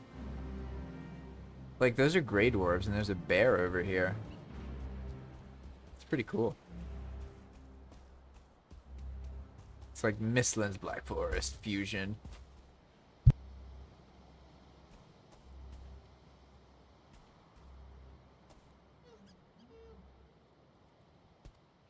Yeah, so if you get within range of a workbench, then it basically is like, oh, your character has seen that level of workbench before, and it kind of remembers that. So probably that happened at the same time. That's a normal Valheim thing.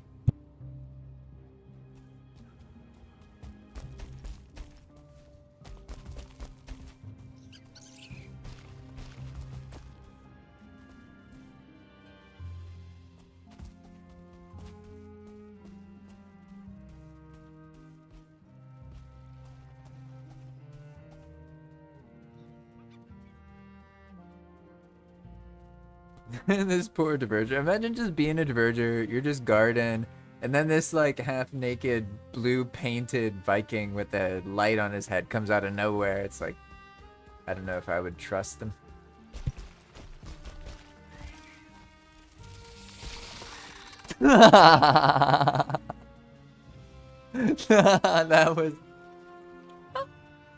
That was so perfect. I heard the noise and I didn't even have time to turn around. I just it just yeeted me. Oh, mist working at its finest, right?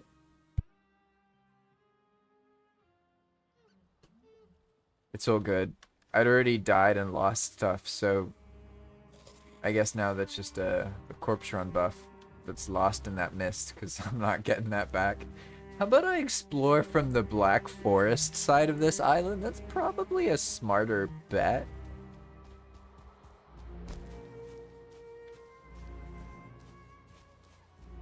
Oh, there's a rift here? No way. Oh, I gotta see where this goes.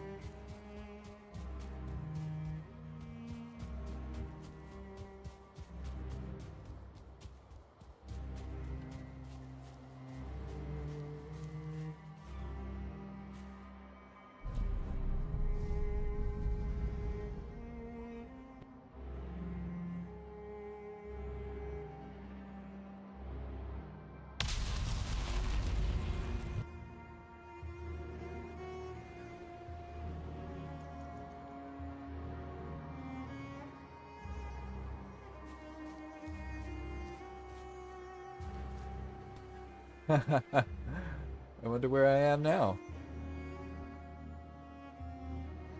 World serpent anywhere?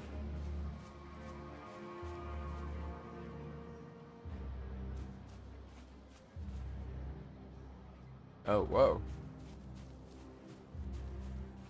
Huh.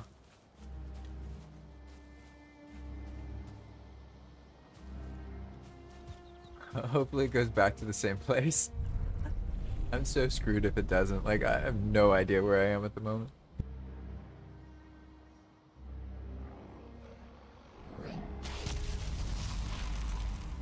Ow.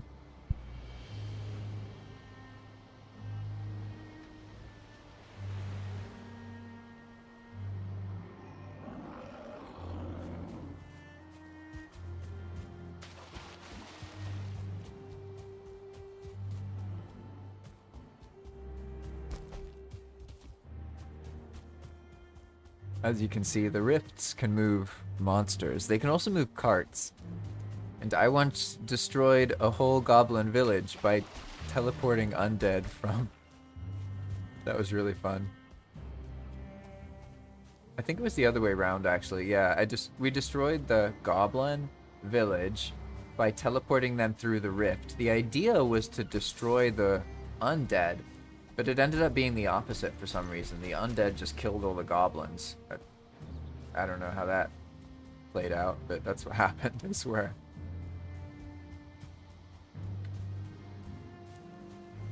This guy.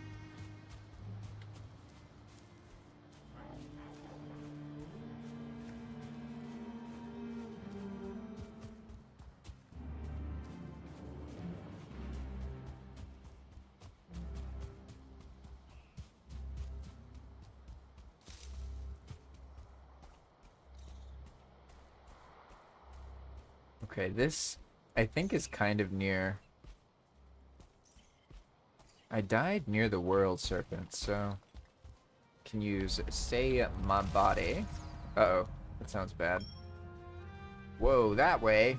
Oh yeah, point at the Zhao. Of course. Okay, so the way I thought was right turns out to be the opposite way of where I need to go. Classic. Jolting buffs. I'll risk it all. Ah, okay. Oh, so this is the body I just lost, probably? Maybe? Oh, God, I don't know.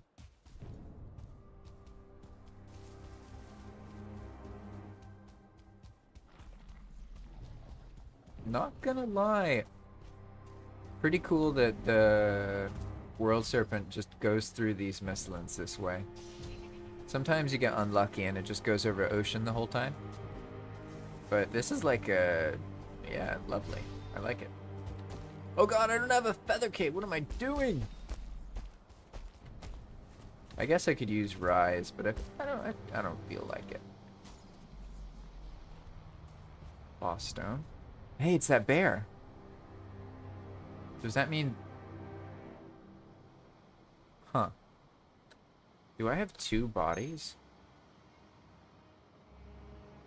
Thinks my body is right there. Interesting.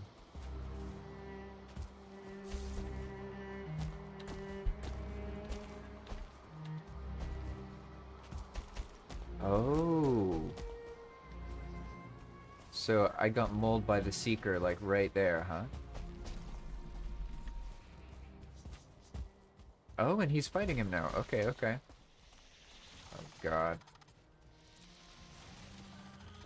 I hope he's just distracted by the Diverger.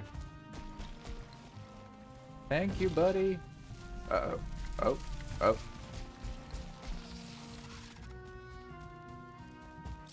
Save me, buddy!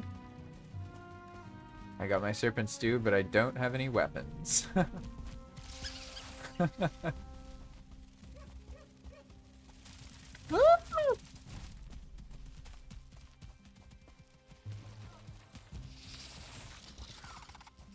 Dear! Save me, bear! Oh god. Leave me alone.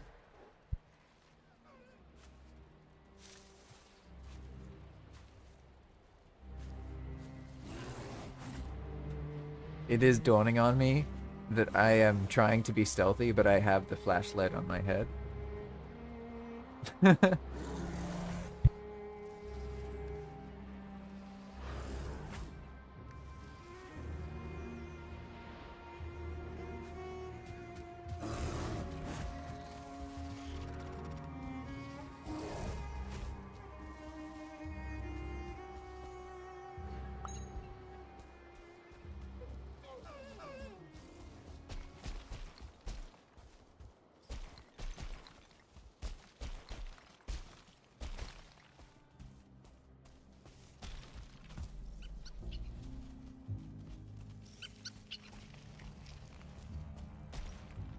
Bunny's trying to throw me to my death.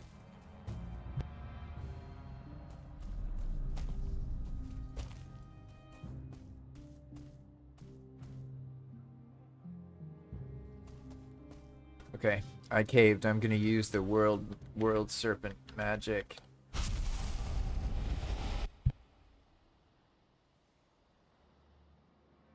This is something any player can do if they're within sight of the world serpent. They can like teleport, and then they'll be able to float down like this, which in my case is gonna make it way easier to get to where I'm going. Oh no, I missed it.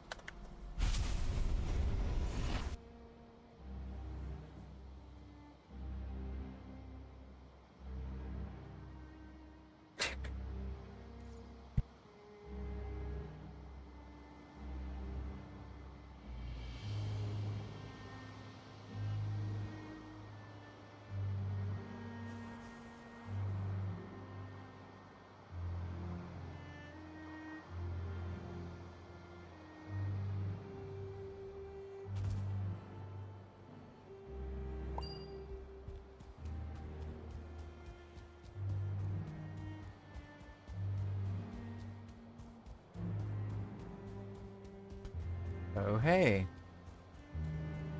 Did I not? That's right. I left all this stuff here. Look at all that black marble. That's hilarious. That's funny.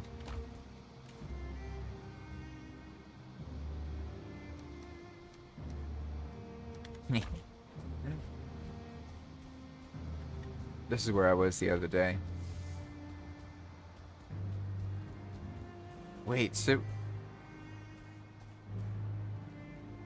does that mean I died, like, right there?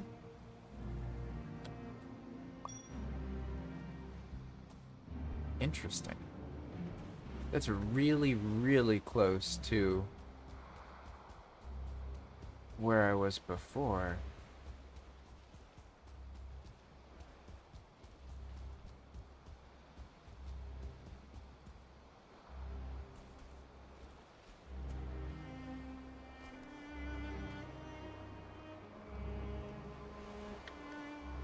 That's so funny. I've basically been in the same place the whole time without realizing it, because in my head this was the world serpent, and then where I just was earlier was the Mistlands, but I was actually right underneath where I had been playing the whole time.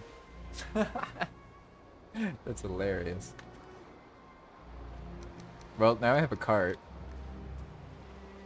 Okay.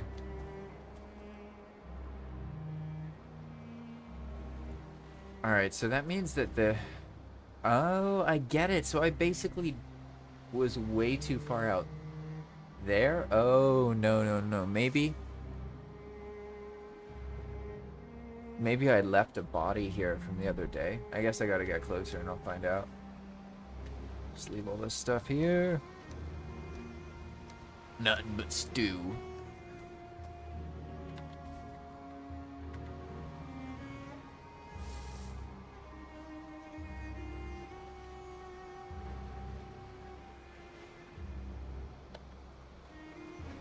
Ah, I see. Wait, I died that was the same Leviathan as... oh, it all makes sense now. I had gone in a circle. That is hilarious. Wow. I also should have been smart. I could have escaped the bone wall attack by using this ability, this rise ability, but I didn't. Oh God. You think I can get my body back? I mean, I can just kind of drop in and then get out of the way because I can, as long I get the world serpent magic, right? Don't shoot me up here. No. No, no, no, no, no, no, no, no. Don't shoot me. Don't shoot me. Just let me grab my boat. And then... Ah! I guess maybe... Do you think I can land in the boat and survive? I don't think I can, to be honest. Oh, God. Yeah. Oh, God, that's not good. Yeah, so if you build a cartography table, you can look at a map, basically. If you really want to... No, no, no, no, no, no, no, no, no, no, no, no, no. I'm gonna try this again. Oh, God. Okay. I'm trying to explain something in a moment of intensity here. It distracted me. Yeah, you have to use a cartography table and get your comfort to, like, level 7. And also... let me see what's going on. Okay, so I got my stuff back. The important stuff, right? And this boat is just an empty boat that's about to get completely wrecked by all the bone law, isn't it? Oh God, oh God, oh God, oh God, oh God, oh God, oh God, oh God. Oh! I guess I have to land in the boat without trying to explain something. So forgive me for a moment. I gotta, like, land in the boat and time it to the attack. But probably this boat is gonna just get wrecked by me doing this. I don't think this strategy is really viable. But at this point, I have my stuff back. Wait, where's the boat? Ah, yep. Yeah, okay, speaking of unviable strategies. Alright, alright, alright. Good to know. So basically, by attempting to go back there, all I did was add more cargo crates to that mess. So what I'm going to do now is just go back to the actual world serpent and just forget about everything there. Because I got what really matters, which was my actual equipment.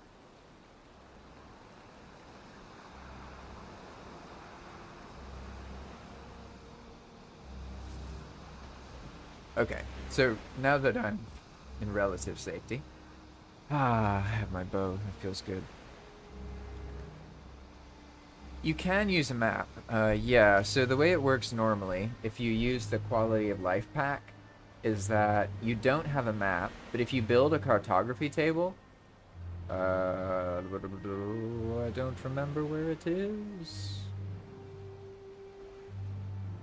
Oh, yeah, it's in miscellaneous. Yeah, there it is. So if you build this thing, then you put it in shelter and you have rested of like 6 or 7, then you can look at the map and see what you've explored so far, but you won't see your GPS. If you really want to, you could use a mod and give it a map. But let's just say there's reasons that I run it as a no map, no portal server. I find it to be like, if you have the time, I encourage you to try getting used to not having a map visible, but working with maps and sharing them with other players. That seems to work really well for people. So I'm not saying maps are just bad, but they can be a bit problematic, that's all. Ultimately, you're free to play how you want.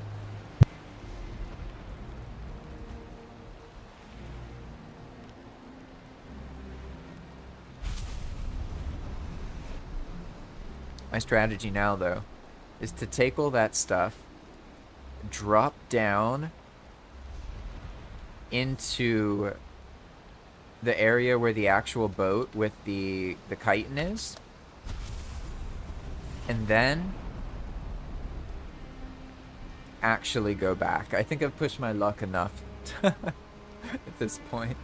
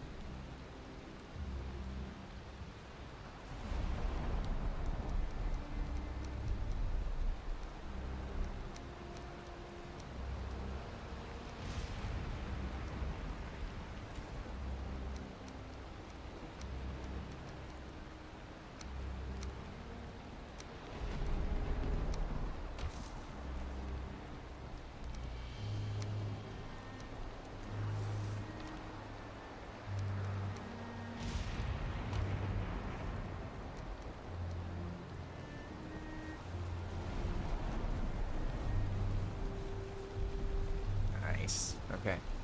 I guess it all worked out for the best because I had forgotten all this stuff. And I was already kind of at my max. So now I can just put this stuff, and then I still get the important stuff. So I end up leaving a bunch of wreck in the ocean that's guarded by some bone wall. I guess in theory I could go get that. It's just hard to with the little boat strategy I use. It's not so good at retrieval. The best thing for retrieval is a Drakkar that has a bunch of cargo crates in it because they don't really fall out because the Drakkar is so deep, but it's like big, right? So it's hard to navigate. Okay, I have a feeling I'm kind of close to the spot, so I gotta pay attention. I have to like find the right spot to drop down. Remember I had that little alcove in the Mistlands? Must be pretty close to here.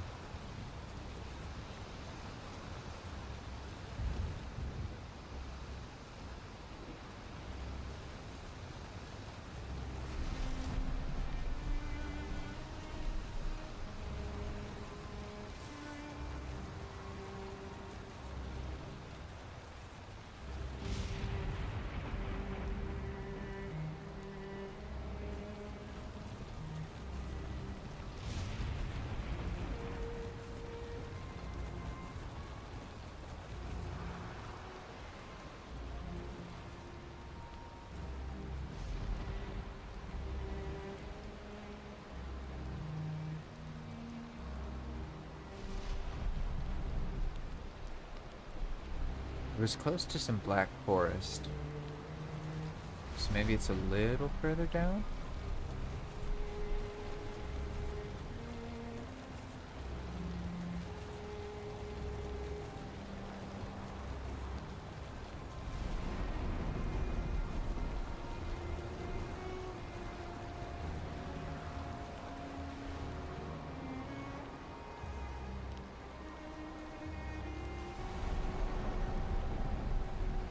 I should have marked the world serpent when I got on it.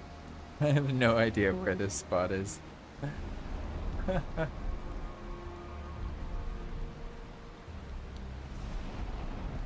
Oh, I once felt free of those people asking of me. Discord in the first message. Tragedy. I tried. I was trying to rhyme, it didn't work. Alright. I feel like I should just kind of drop down and hope for the best. Oh, no. I recognize that. Yeah, okay. It must be like right here though. Alright, I'm just gonna yeet over. I ran down that thing, so that means that the little alcove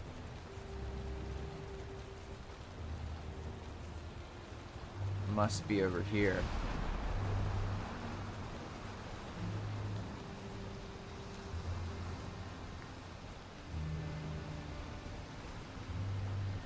There's only one effective way to do this. Oh god. Okay. Oh hey, no way!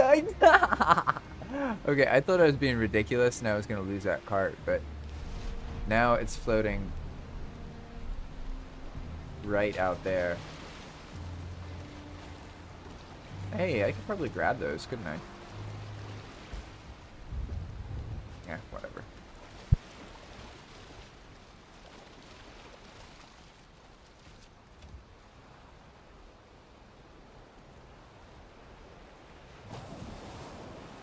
Okay, now it's time to load up the boat again.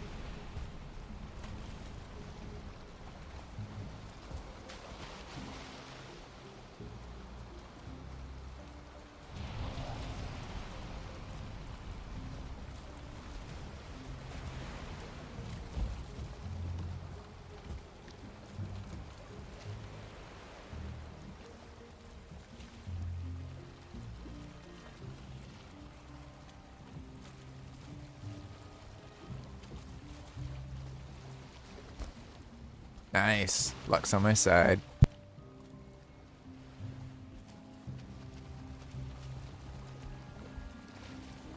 Nah.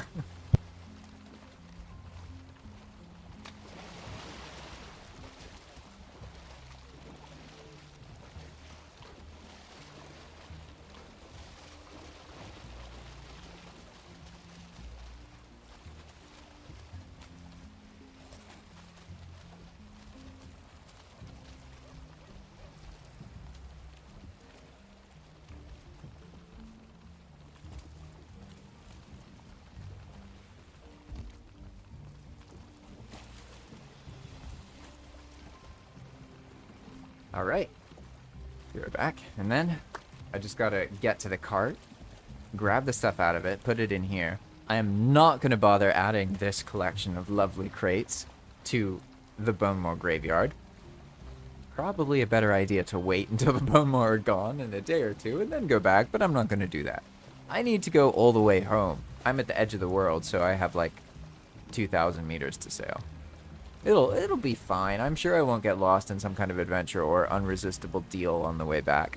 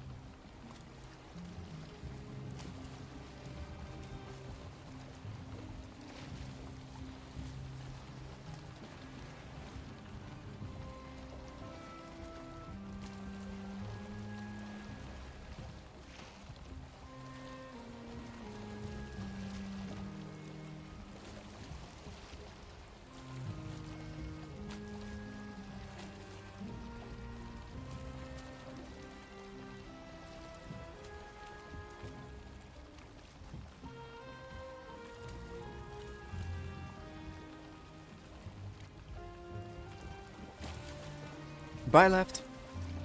I hope you have a good one. Must be late for you. Sleep well. I'm almost finished making my tea.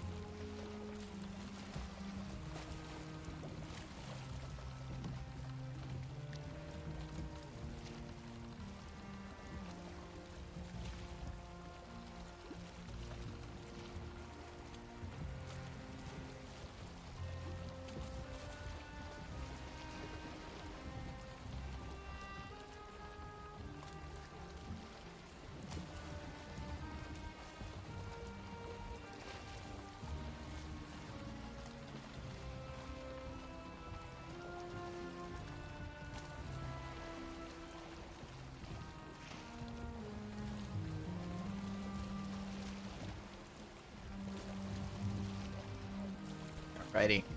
Got my sailing gear, got my sailing tea, ready to go.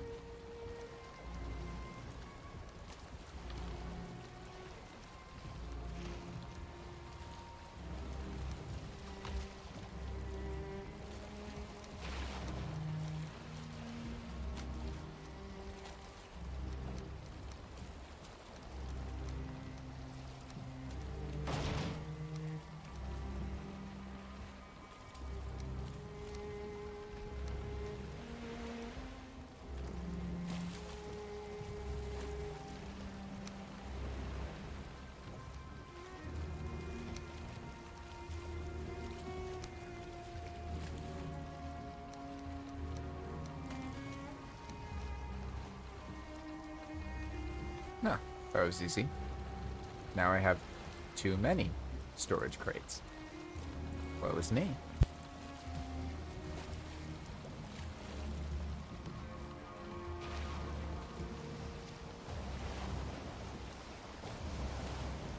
Now all I have to do is just follow the world tree to my home. Looking for adventures and maybe some deals along the way. Although, I don't have any more money, so I guess I can't do that. You never know, though.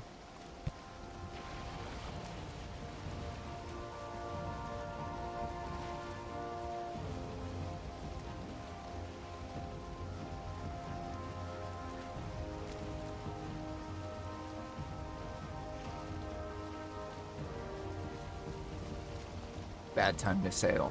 Really bad time to sail. I left a stop like right before that.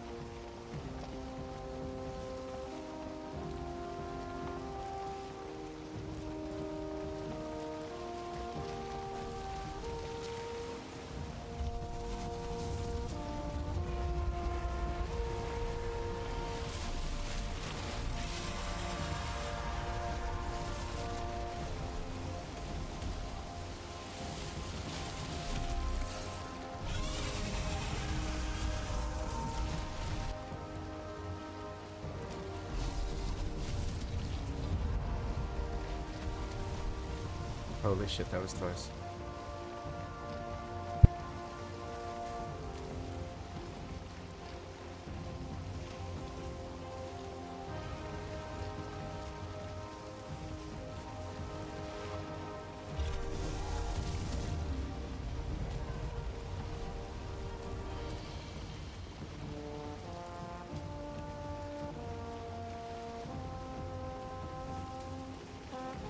Wind in my favor? What?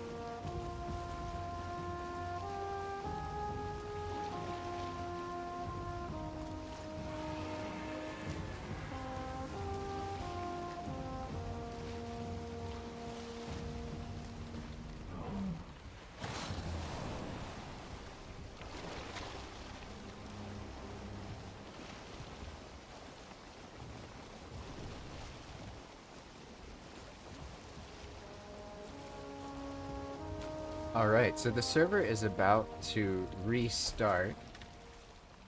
I've learned from personal experience, you do not want to be sailing in a certain direction.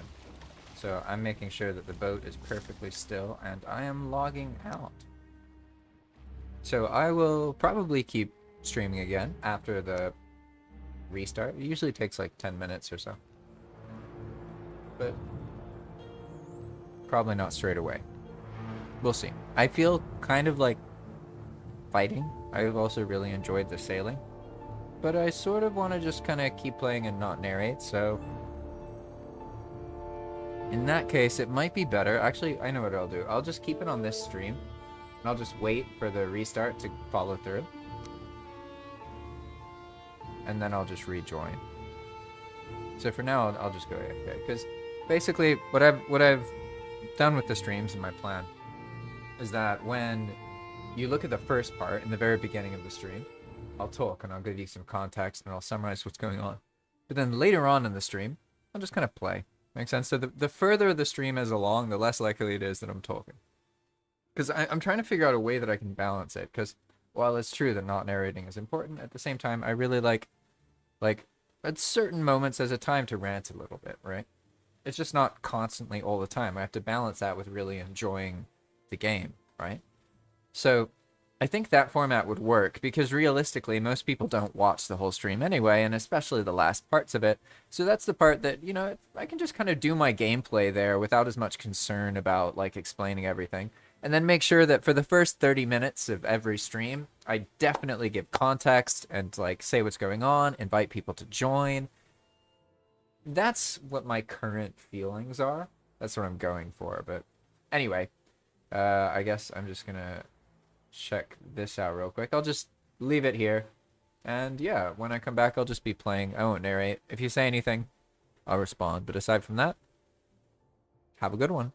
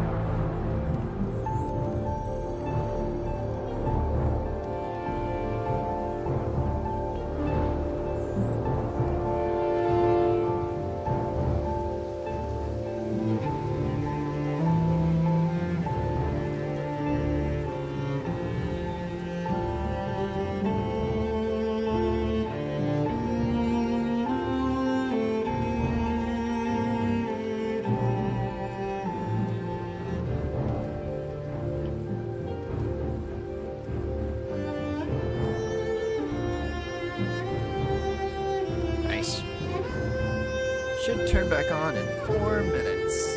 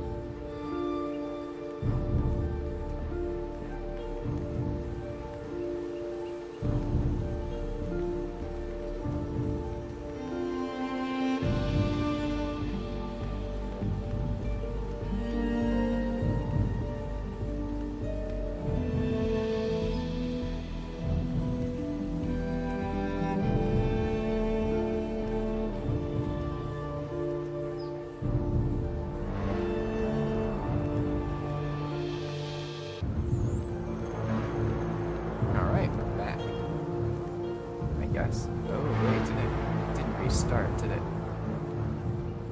Uh-oh. Oh no, of course, because the time zone changed, so that means that I've fucked everything up and it's all forward by an hour. Hooray. Oh.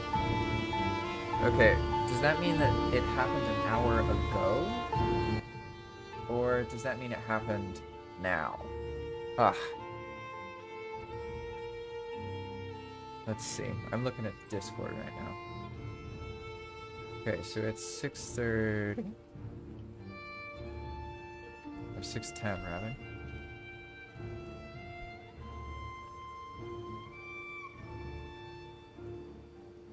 No, it didn't restart. It did restart at 6. Oh no, now it restarted. Okay, so it actually did it too late. I see, I see. Okay.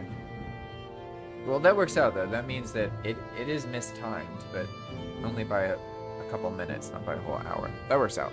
Alright, I'm gonna go get the hens. I'll be back, and yeah, if you want to ask something, just do, but I won't be chatting. I'm just gonna be playing. That's why I just kept it on this back end of the stream. I hope you all have a wonderful day.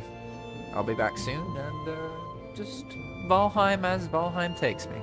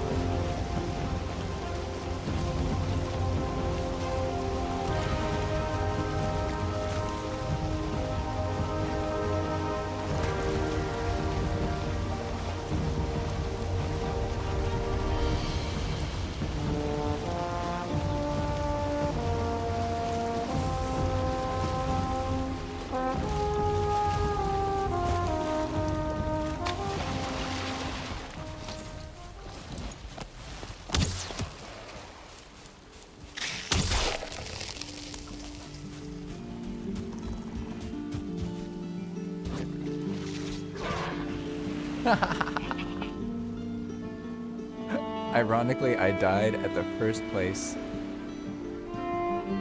So I actually know where I am. This is where I originally died and had to go retrieve my stuff. But now I definitely have to go back to the center of the world.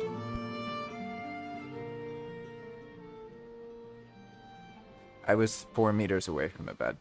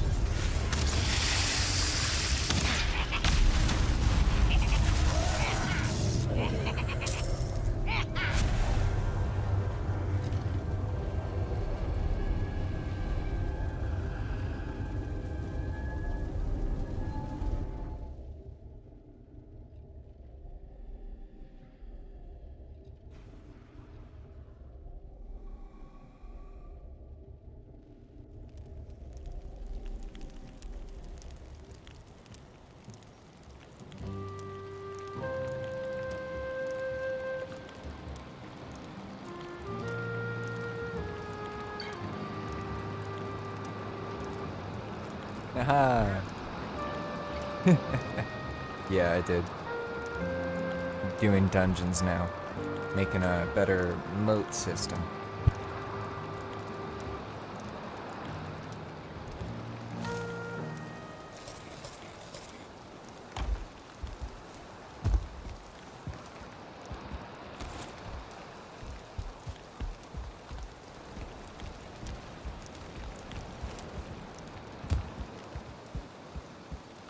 How are you doing?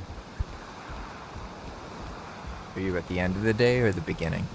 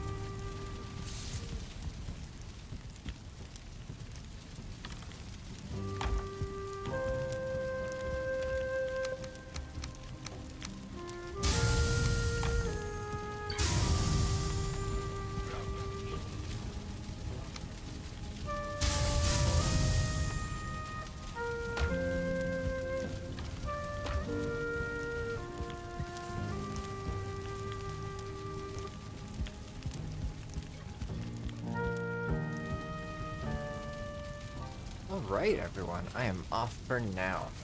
Everything is processed.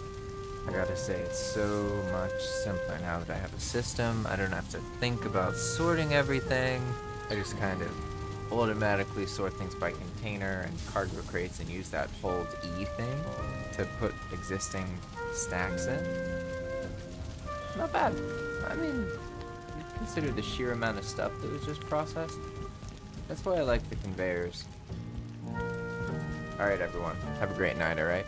Or morning, wherever you are. Bye.